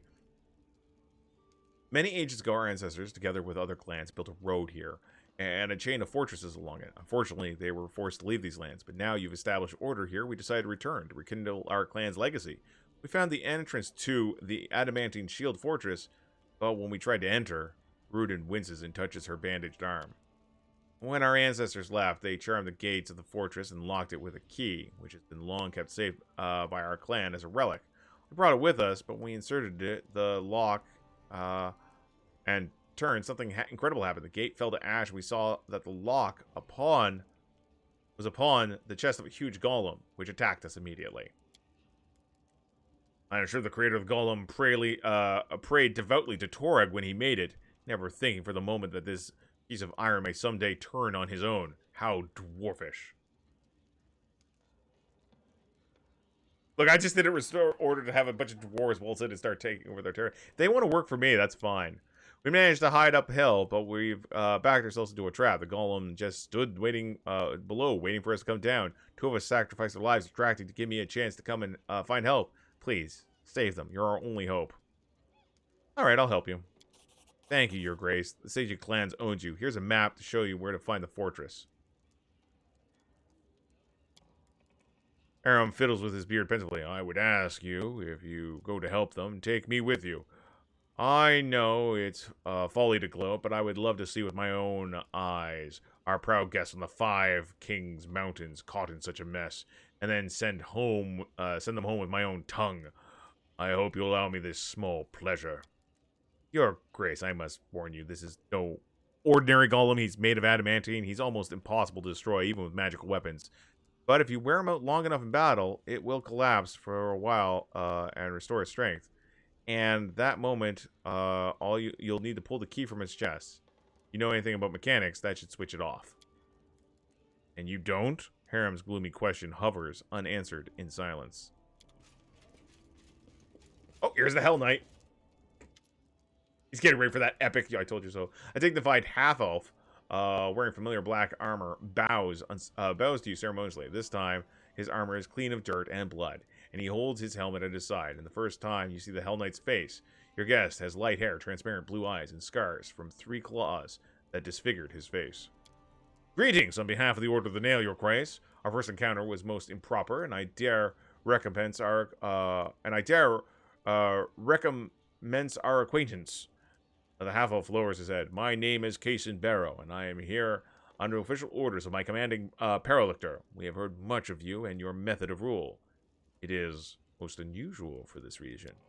The Order of Nail knows that your service to law and order. We also know the integrity that imbues all your deeds and orders. Our order greatly values such rulers such as you, especially those who are not afraid to weed out barbarity even in dangerous borderlands like the Stolen Lands. With our deepest respect, I, Paralictor of the Order of the Nail, offer you our aid. Together, by fire and sword, we can tame this land and bring it under law. I will accept the Order of the Nail's proposal. Together, we will bring these lands to heel. What does your help imply? We will deploy our garrison in your capital. We will gather a squad, train new recruits if necessary. We will make the Hell Knights a symbol of power and law in your barony. Believe me, such an alliance will increase your power 100 times over. Public punishments and executions instill respect in the law, and even among the dumbest members of our society. Yeah, I accept the Order of Nail's proposal. Case lowers his head. So be it. My commanders will rejoice at your wisdom. I will immediately return to Sheliax with this news. We already have a reserve at the ready. I will return to the Stolen Lands, the garrison of Hell Knights, and our mission will commence as soon as we enter your lands. My regards, Baron Quaid. I will not be gone for long. Yay. Hell Knights. Sheliax wants to be our ally. I am not going to say no.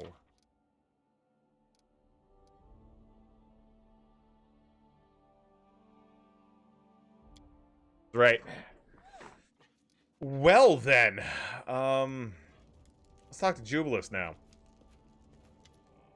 Quaid, I never properly thanked you for your help with the inconsequent debates. I am happy to do so now, and I hope you don't find me entirely ungrateful.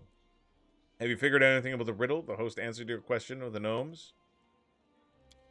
Not quite, but I'm working on it. I will certainly inform you of my findings. I must admit, such an answer is quite in the spirit of Fae. It must lead somewhere, and I will find the trail.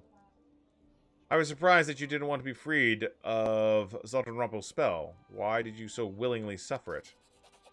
Jubilus locks his hands behind his back. Well, you see, I understand, well, what the bleaching is. What a fatal effect it has on gnomes. Those poor fellows were acting like that for no darker motive than desperation. Their foolish jokes allowed them to live just a little bit longer. You see, I don't mind becoming a joke myself for a while, of course, and not if my life were being threatened. It lets someone live a couple of days longer.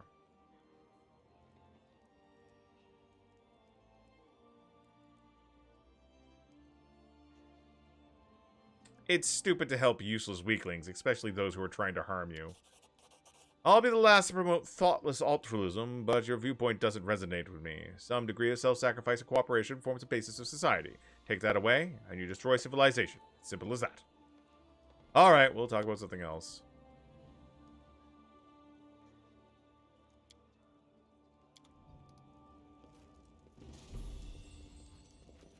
I think that was a well done. So we're gonna hit the road again. We're gonna go help these dumb dwarves. That means we're gonna bring Harem along. We gotta level up Harem. And we'll bring... Yes. We're gonna have to level up and rest on the road.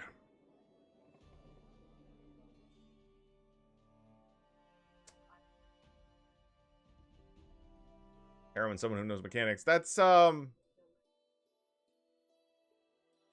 She's got lots of trickery. That's mechanics, right?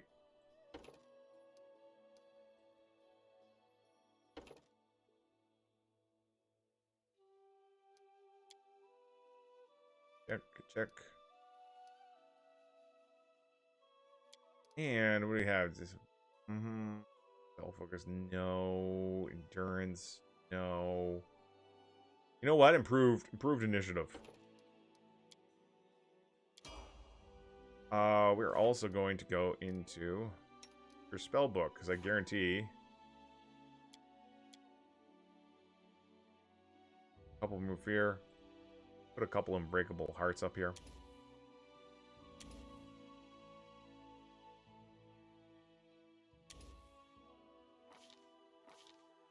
All right. We got lesser restorations. We'll move the whole person. Let's see. I can already transform.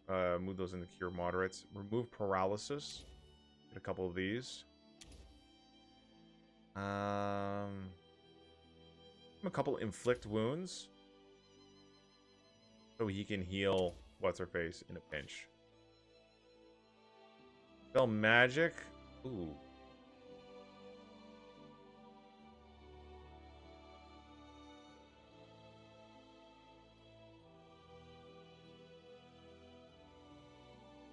Move curse. Energy communal. Spell magic. Move blindness. Move disease. Yeah, those are good ones to have. We're gonna put in a blindness. All right. Oh, hold on.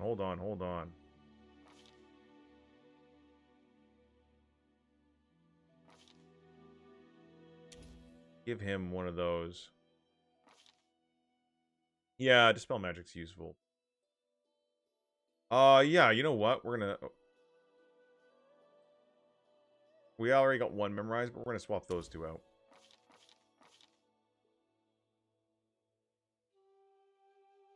Got that. I'm gonna grab a dismissal. We're going to.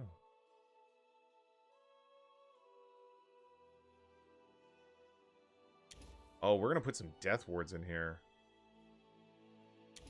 Yeah. 5th level and 6th level spells. Alright, so 5th level. Bone Shatter. Disrupting weapons is not bad. We'll put a True Seeing up here. Which is my just personal. We're gonna get a Breath of Life. Does that have a casting opponent? No, we're good. Breath of Light, just in case. And break enchantment. Banshee Blast. Create a cone of spectral energy resembling a screaming elven ghost that deals 1d4 points of damage per caster level. Reflex save halves the damage. Any creature that fails the reflex save must succeed on a will save and become panic for 1d4 for 1 round per level. We're gonna take harm.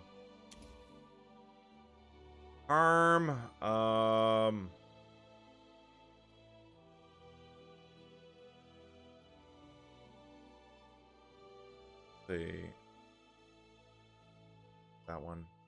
Blade barrier, possible. Greater dispel magic.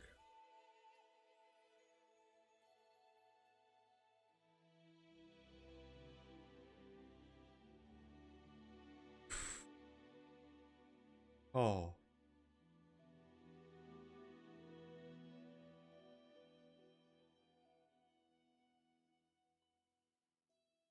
Think.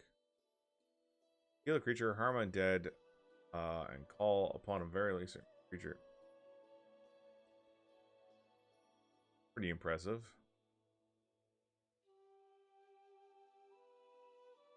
Pretty impressive indeed. Pretty all-purpose. We'll get Inspiring Recovery.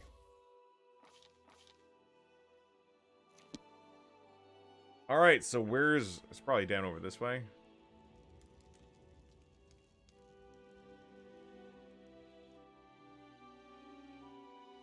Lost Dwarven Fortress. Alright. I'm assuming that's a... Oh.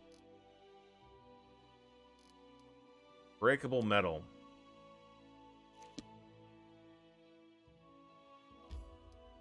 Alright, we'll get to sleep on the way. I feel tired. Yeah. Suck it up, princess. One's on the road. Last time was a Hell Knight, and they were badass. So happy that the Hell Knights have chosen me. I feel like the belle of the ball.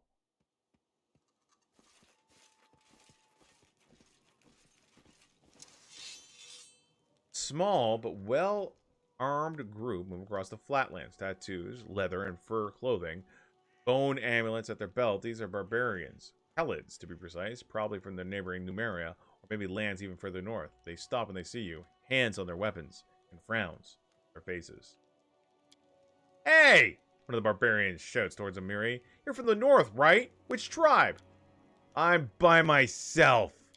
Wait, isn't that the gal the Six Bears kicked out? Because they were scared if a woman touched the sword, their balls would fall off? Ha ha! Just let bygones be bygones. I walk with him now. Miri points at you. Barbarian examines you closely. So you lead this group then? I'm Nober. We're from Numenera, part of the Tiger Lord's tribe. We're just minding our own business out here. Not looking to pick a fight. We don't want any trouble. We're not after anyone. Your mom is a tribe. What are you searching for? What are you searching for? No idea, really. Doggoth just said we should search the caves and ancient ruins, and he'd tell us if it was what we were looking for. You ask me, we're wasting our time, but Chieftain knows best. Who's Doggoth? He's an old cleric. He's seen a lot, knows a lot. Seems like he's the only one who has any idea what the hell we're looking for out here. Have you found anything interesting in the area? I wish. We've been searching the air for days. All we found was this cave with some grime-faced half-men. No ancient treasure, no ancient ruin, no treasures, not a damn thing. Are you the only group of Numerans here? Are you kidding? Of course not. Our main camp's over the hill. If you're feeling gutsy, come pay us a visit. Do you know anything about the situation in Varnhold? Varnhold? Never heard of it. Whatever's going on there, we got nothing to do with it. One of your people is sick. I don't want them tromping disease through my place. Can I help? Barbarian woman steps forward, trying to control her heavy coughing. That be welcome. The woman starts coughing again, then spits blue phlegm. I caught a blue spit somewhere in the Barrens. I can pay for the healing with gold.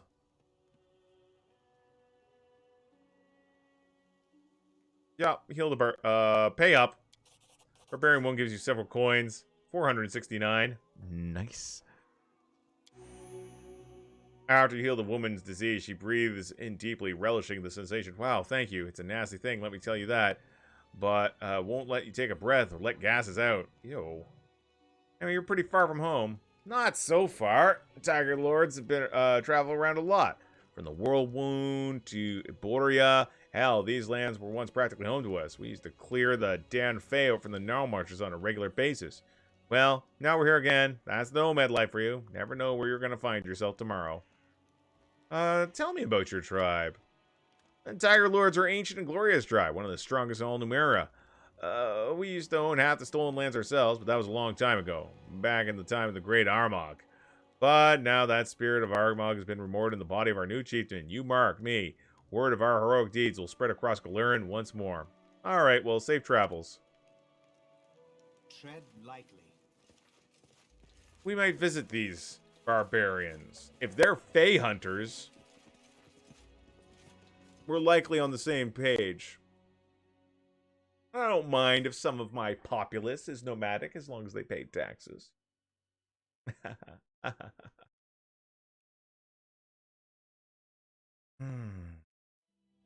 feel tired. My God, yes, I know you're so sleepy. All right, let's rest here. Manage, Aram. Excellent. You know what? We're gonna have a hunter's roast.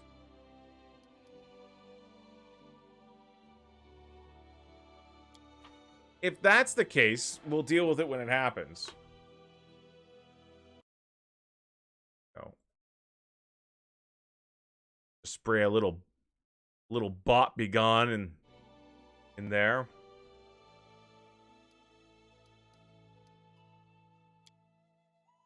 don't understand you. I'm sorry. How can you live without faith at all? You said yourself that everything in this world is pointless. Do you think faith is an exception? Yeah, what are you gonna say about that, Harem? You sputtering old fool. I mean, she better not say that shit to me, praise Asmodeus. There we go. Alright, let's see this Dwarven Fortress. Adamantine Golem, huh? Woof.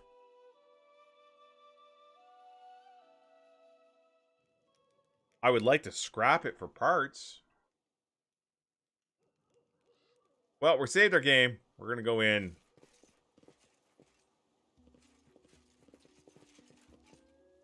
He does it. Dead dwarf. Adamantine Golem.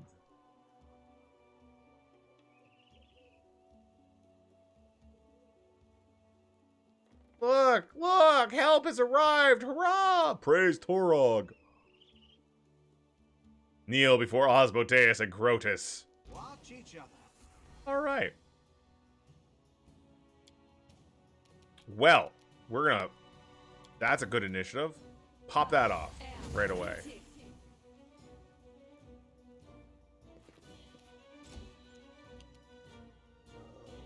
She's gonna switch on fighting defensively. Move up here and go into her defensive stance. Her armor class is 38 right now.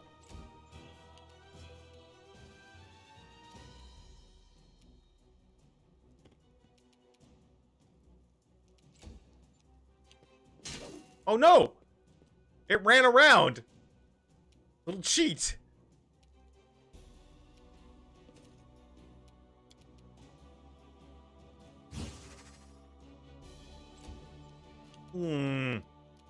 Bodes ill.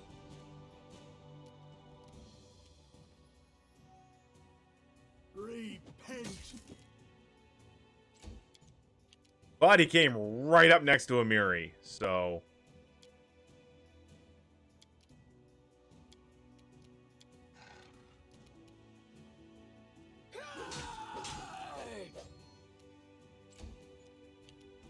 I'll be, getting over this way. I feel like I'm gonna get a trigger an attack of opportunity here, but we're gonna try nonetheless.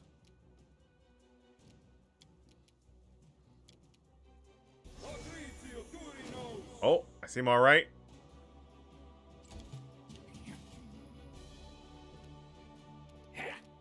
Golems.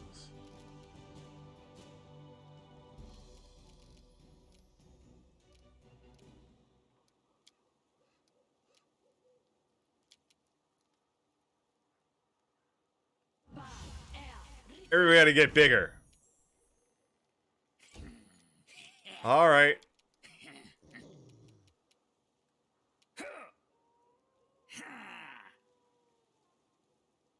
Val can't move this turn. Ooh, that's a lot of damage. I aim true. Shitty rolling there, Kun. Your life ebbs low. Bring it!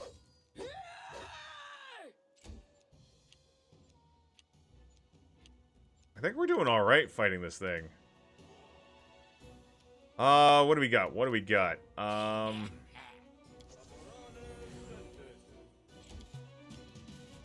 right, good.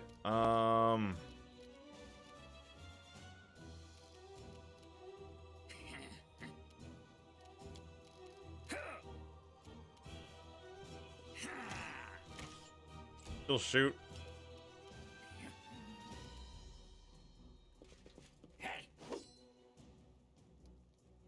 All she got. All right, pupper. Good hits. He's determined to kill Akbo. I grant you death. Terrible hits there.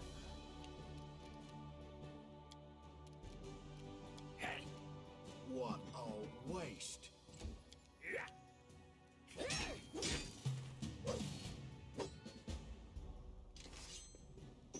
Oh. We're all just kind of walking together, huh? Just walking together. Golem freezes inside. Something vibrates. Harmony. And the dents left by your weapons quickly repair. Harm approaches the metal monster and examines it from head to toe. An invincible idol. Made of indestructible metal. Another proof of our empty pride. Every master wishes to create something that will outlive them. But why? So that their creation will live on a short while before returning to dust with the rest of the universe? Ha! Masters, masters.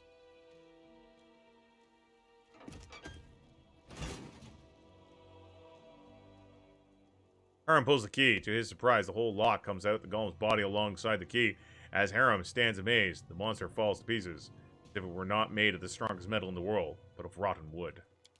Wow! Adamantine with your bare hands. You're a beast. Spill it. When did you get so strong? Have you been lifting weights instead of praying?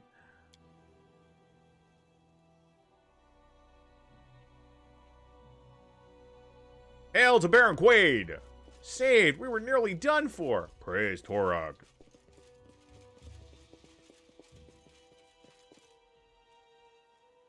One of the dwarves, clearly their leader, a gray-haired man with a massive symbol of Torag around his neck, jumps down from the hillock where the dwarves climb to escape the golem. He looks at Harem and what he's done, astounded. How? How did you do that? That's impossible! Impossible! I don't know. I don't. Aaron, you've broken metal with your bare hands before. What? When did that happen, Quaid? Oh, wait, you're talking about the anvil. Yes. I did do that. But why? I asked Grotus what it meant, but received no answer. Harem pensively wraps his beard around his finger. Hey, who are you guys? The dwarf turns to you and bears ceremoniously. Forgive me, your grace. The surprise made me lose all my manners. My name is Jarmon Sheji. I can't pronounce that. Jarmold, Paladin of Torag, and leader of this group on behalf of our whole clan, I thank you for your help. Ikun bows to the Paladin. May the Father of Creation never leave you. May he bless you, my son. And you must be Harem, the priest of Grotus? I've heard lots about you and the unusual path you've taken. I would like to speak to you. You would like? Well, I wouldn't like to even see you. We have nothing to discuss. This is just what I need, to listen to another sermon about Torag's greatness. Paladin replies to Harem's indignation with a humble bow. I am not so arrogant as to preach to a priest. Your faith is your choice. I am not one to question it. Only want to know more about your spiritual journey. In response, Harem only sniffs with contempt. Anyway, are you safe now? Yes, your grace. May Torag bless the soil you walk on. You saved us, and my clan is in your debt. Alas, we have no treasures to reward you with for your kind aid, but that is only temporary. Believe me, when we can find a way inside the fortress and recover the legacy of our ancestors, you'll see that no one can accuse my clan of stinginess. Harem sneers bitterly. Look at them, Quaid. Here they are, true children of Torag. Greedy, conceited, unable to see beyond their own noses. They barely escape death, and there they are, diving into its maw again, blinded by the glitter of imaginary treasures. I contemplated making them leave, but let's allow them to stay and continue what they're doing. If they are in such a hurry to dig their own graves, let us not interfere. Thank you. I see you've no love for your people or our god. No, don't be so quick to frown. I've no wish to preach to you, but I believe you said you broke the unbreakable with your bare hands. Please tell me about this. I think I have an idea what power lies within you. The searing palm? Harem's voice sounds dull and lifeless. The magic anvil in the desolate bronze shield fortress, desecrated by trolls. It was destroyed by my fist, as if it were made out of sand or wood that rotted from within, and only waited to be touched to fall to dust. Armand pensively holds his hand upon Torag's hammer, which hangs around his neck. Could it be? What are you thinking about? What power resides in Harem? The touch of the Unmaker. This is rare. Very rare gift of the gods. It happens once in a generation. Can't say who grants it. Perhaps Torag, perhaps Grotus, or perhaps it comes from some other source we know nothing about. It's the power to give death to things which live on beyond their proper time. Ill things created with a flaw, like this golem. Desecrated, like the anvil. The robust creations of the dwarven hands that beg for death must continue to exist. A dwarf blessed by the touch of the Unmaker can put an end to their suffering. Nonsense! I've never heard of this. If Grotus granted me this power, why do I find out about it from the paladins of a traitor god? A god of helplessness and cowardice. A gift of the gods. By Grotus, you prove it, or you admit you're lying. Jaromund listens calmly to the stream of insults raining down from him. When later his breath is spent, the paladin replies quickly, "Yes, I can prove it." Harem, your words make sense. Maybe what you thought was Torog's curse was actually a gift from the gods, which your kin simply couldn't understand. Harem winces as if all his teeth started to ache at once, but then nods reluctantly. It is possible. But then Torog and his followers are even more stupid and blind than I thought. Just imagine, Quaid. If this is true, the reason for my woe is not a curse, but a simple fact that none of my kin was wise enough to recognize a divine gift. The priest shakes his head and looks at the paladin. You said you could prove your words, Jarmold. I challenge you now. Touch of the Maker is not only the power to destroy, but it can take the heart from an item, all the love and effort put into its maker. By the mercy of Torag, strike the golem once more, complete the unmaking, and show us its heart. Oh my god. Well, shit. Harem killed it and we got a save spot. What that looked like. Harem looks gloomily at the quiet golem, then shrugs and smashes it with his fists. The golem falls to fragments with a pitiable clink. Leaning down to search for the pieces, Harem takes hold of the shimmering blue jewel. He examines it, turns to you. The priest's face is sad and baffled. There. Gift from Torag. Be he damned. So what's next? What do I do with it? Torag is a lawful god. I would much rather Harem get on the side of convert back. I don't know if he will convert back to Torag, but Torag's a lawful deity.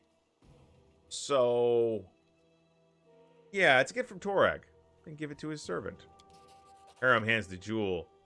Jaromund, heart of the golem. Thank you for telling me of my gift, Jaromund. Do not expect me to reconcile with Torag or with my people. Find a way to make good use of it, fine. If not, it doesn't matter. You can keep looking for the entrance. Go back to your mountains. I care not. He lowers his head. Thank you, Harem. I will make good use of this gift. I'm sorry that everything turned out this way, but I respect your decision and won't try to convince you. Farewell. Yes, for the gods, curses for the gods. I'm starting to think it's the same thing. But thank you for coming here. I probably wouldn't even talk to Jaromund on my own, but now I have much to contemplate.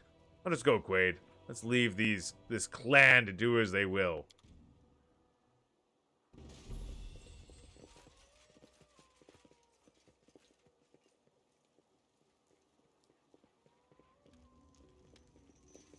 This is technically my territory.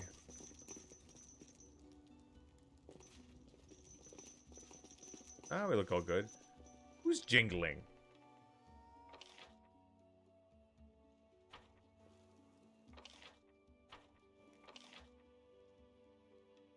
Oh, my summoned red caps. That's what's jingling. I have no idea. I expect he needs to contemplate first.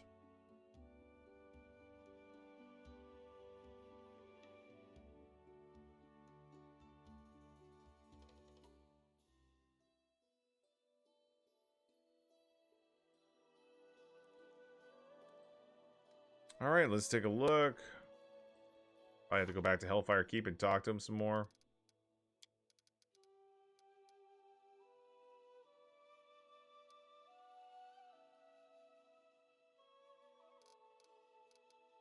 We are...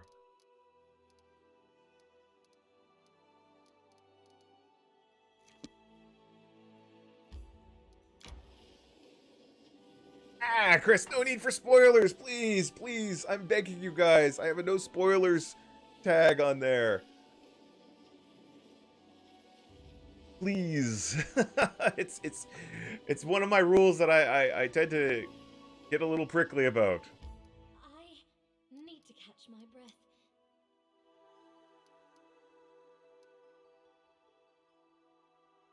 See. To the throne room.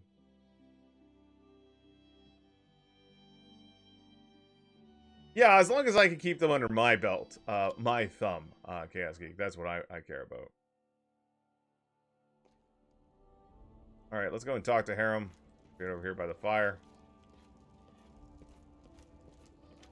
Hey, Della. What's going on?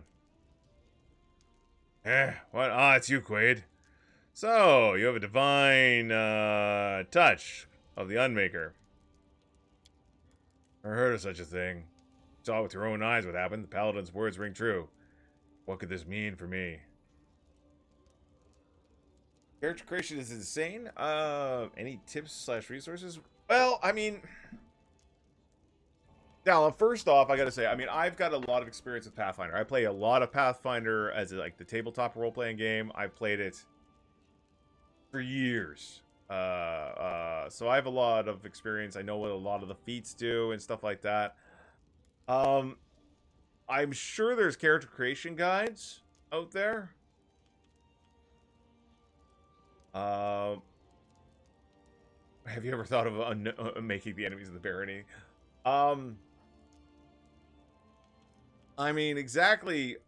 I guess the question is, what are you struggling with? You just don't know what kind of class is good, or are you having a hard time understanding what feats to take? One thing you should know is, depending on your difficulty, there's an NPC called 8 Eyes. And you can talk to 8 Eyes and respec your characters, I do believe. So you can go back and retrain and make different decisions. So nothing is technically carved in stone, as long as you're not playing on the higher difficulty. Characters are going to be way different from Baldur's Gate 2 in this, because this Baldur's Gate 2 uses 2nd edition, and this uses Pathfinder, which is essentially Dungeons and Dragons 3.75. And they took the 3.5 rules.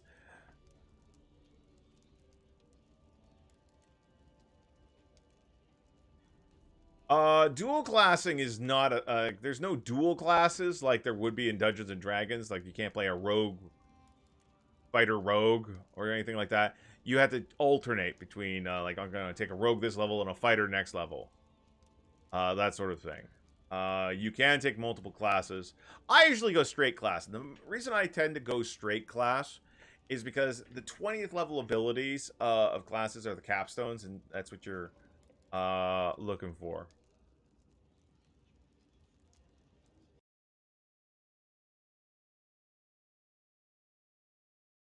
I found that lady on Legs post. I have no idea what was being offered here. She's back at she's in your bar now too. Somebody for tank on first level paladin seems good. Rogue level 4 seems to give a lot of important rogue things. All right.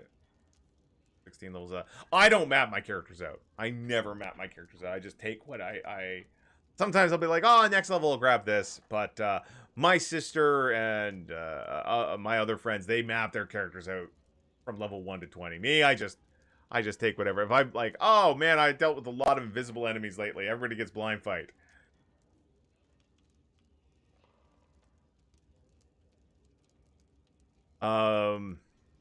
Yeah. Yeah, Soul Smoke, that's pretty close to Neverwinter Nights. If you played Neverwinter Nights, you're going to have a lot of the same things, because Neverwinter Nights was 3rd edition, Neverwinter Nights 2 was 3.5. Honestly, I don't, maybe it's my ADHD, but I don't find it very entertaining to map out my characters that far in advance. I really just kind of going by the seat of my pants with character creation. But on the Steam page, I know in the community stuff, there's a lot of character guidelines, and there's a lot of great resources for character builds. One thing I would suggest is take a look at the blind fight feat. It differs greatly than the tabletop version. It's very badass feat, and taking it makes your characters immune to gaze attacks. I don't know how many gaze attacks there are in this campaign, but not being turned to stone by a Medusa sounds good to me. I think nymphs have a blinding gaze attack, and there's nymphs. Alright. Who gave me this gift? Torag or Grotus? And for what purpose? What should I do with it? Questions keep rushing into my mind, countless. Everything is so confusing, so strange and inconceivable. Harem's speech turns barely understandable mutterings.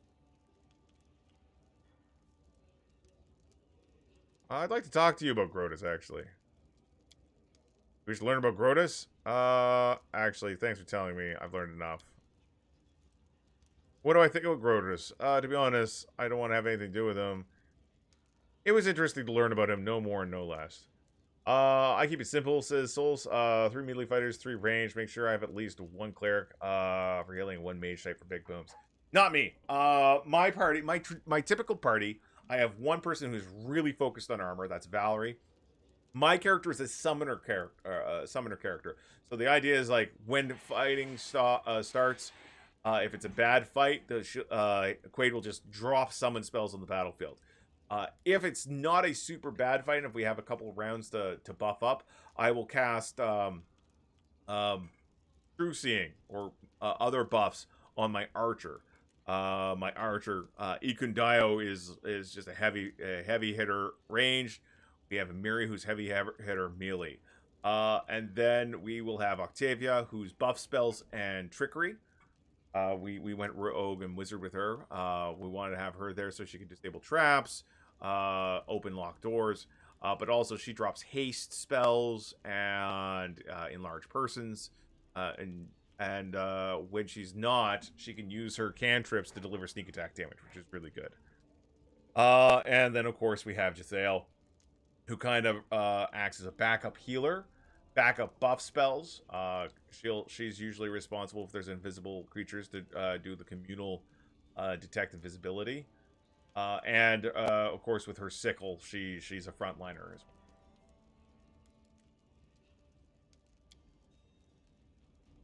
Maybe we should drive this clan back to their mountains. Don't. I would enjoy seeing that smug clan led by Torek servants dig themselves an early grave with their own hands and lie in it. It's probably petty of me, but what difference? Who dies early or later? It's the same end awaits us all. But please allow me this small pleasure.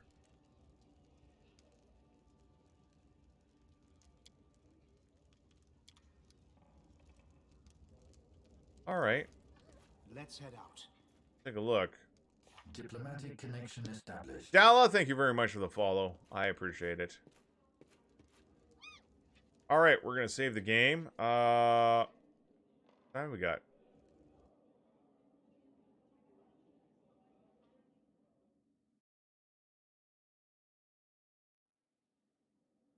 That's the 21st.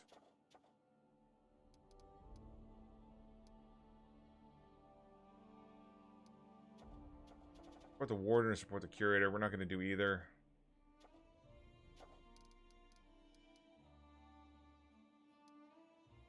I think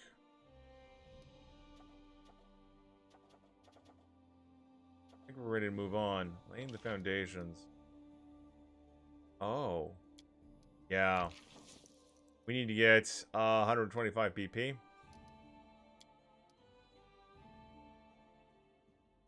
We'll just buy 125 worth. There we go.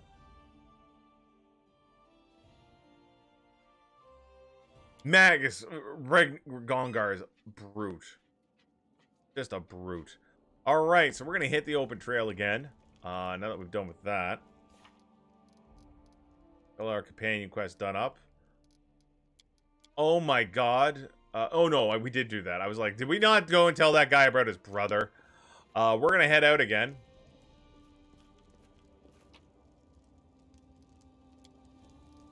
Hold on. What was that? Oh, that was the necklace of double crosses. Alright, Aram, you're out. Dale, you're back in. Alright.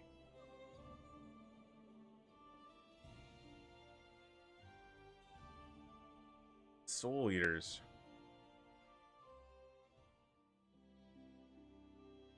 So, there were some things over here. The Overgrown Cave, Precipice Trail, and the Unfinished Clearing. Get over to Silverson. I feel tired. Yeah. I know you're sleepy, Quaid. Oh, there's some enemies. Let's get into it. Probably some goblins or something like that.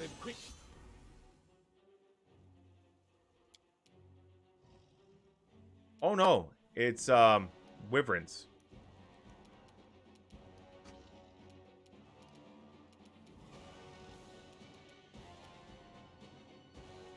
Amiri starts out raged in combat. Isn't that interesting? Well, with this guy here, with wyverns present, we're definitely going to do delay poison.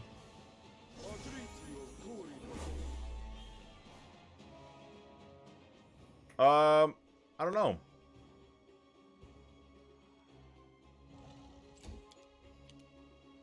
I think Octavia can.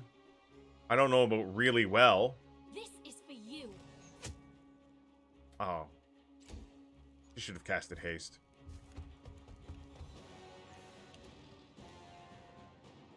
Do not falter. Go, come on, come on, go after her. Yes.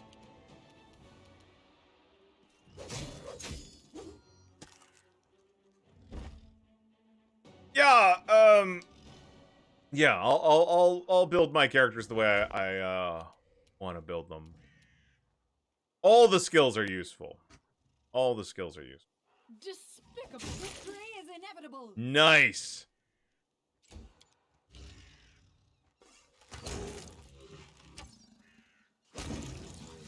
Easy peasy.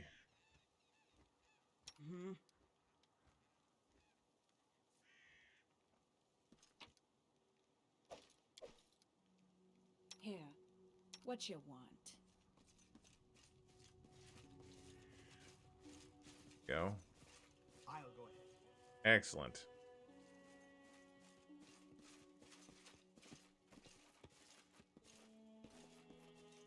But just so you know, I consider people saying things like, "Oh, you'll want this skill or that skill, or this spell or that spell." I consider that spoiling as well, because I find it frustrating. Because then it's like, if I put,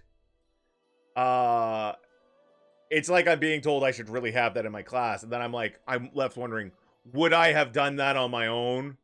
Would I have experienced that on my own? Would I have made sure to have someone with Arcane, or not for that matter, if I didn't have that knowledge? You know what I mean? Does that make sense?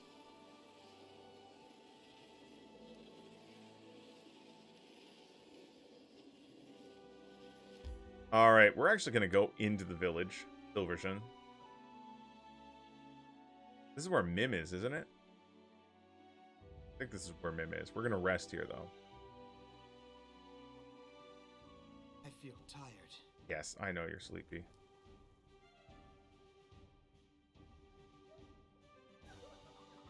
My big thing is persuasion. Persuasion, persuasion, persuasion. Let's take a look at our characters. Persuasion, perception, very good. Knowledge, lore is very good.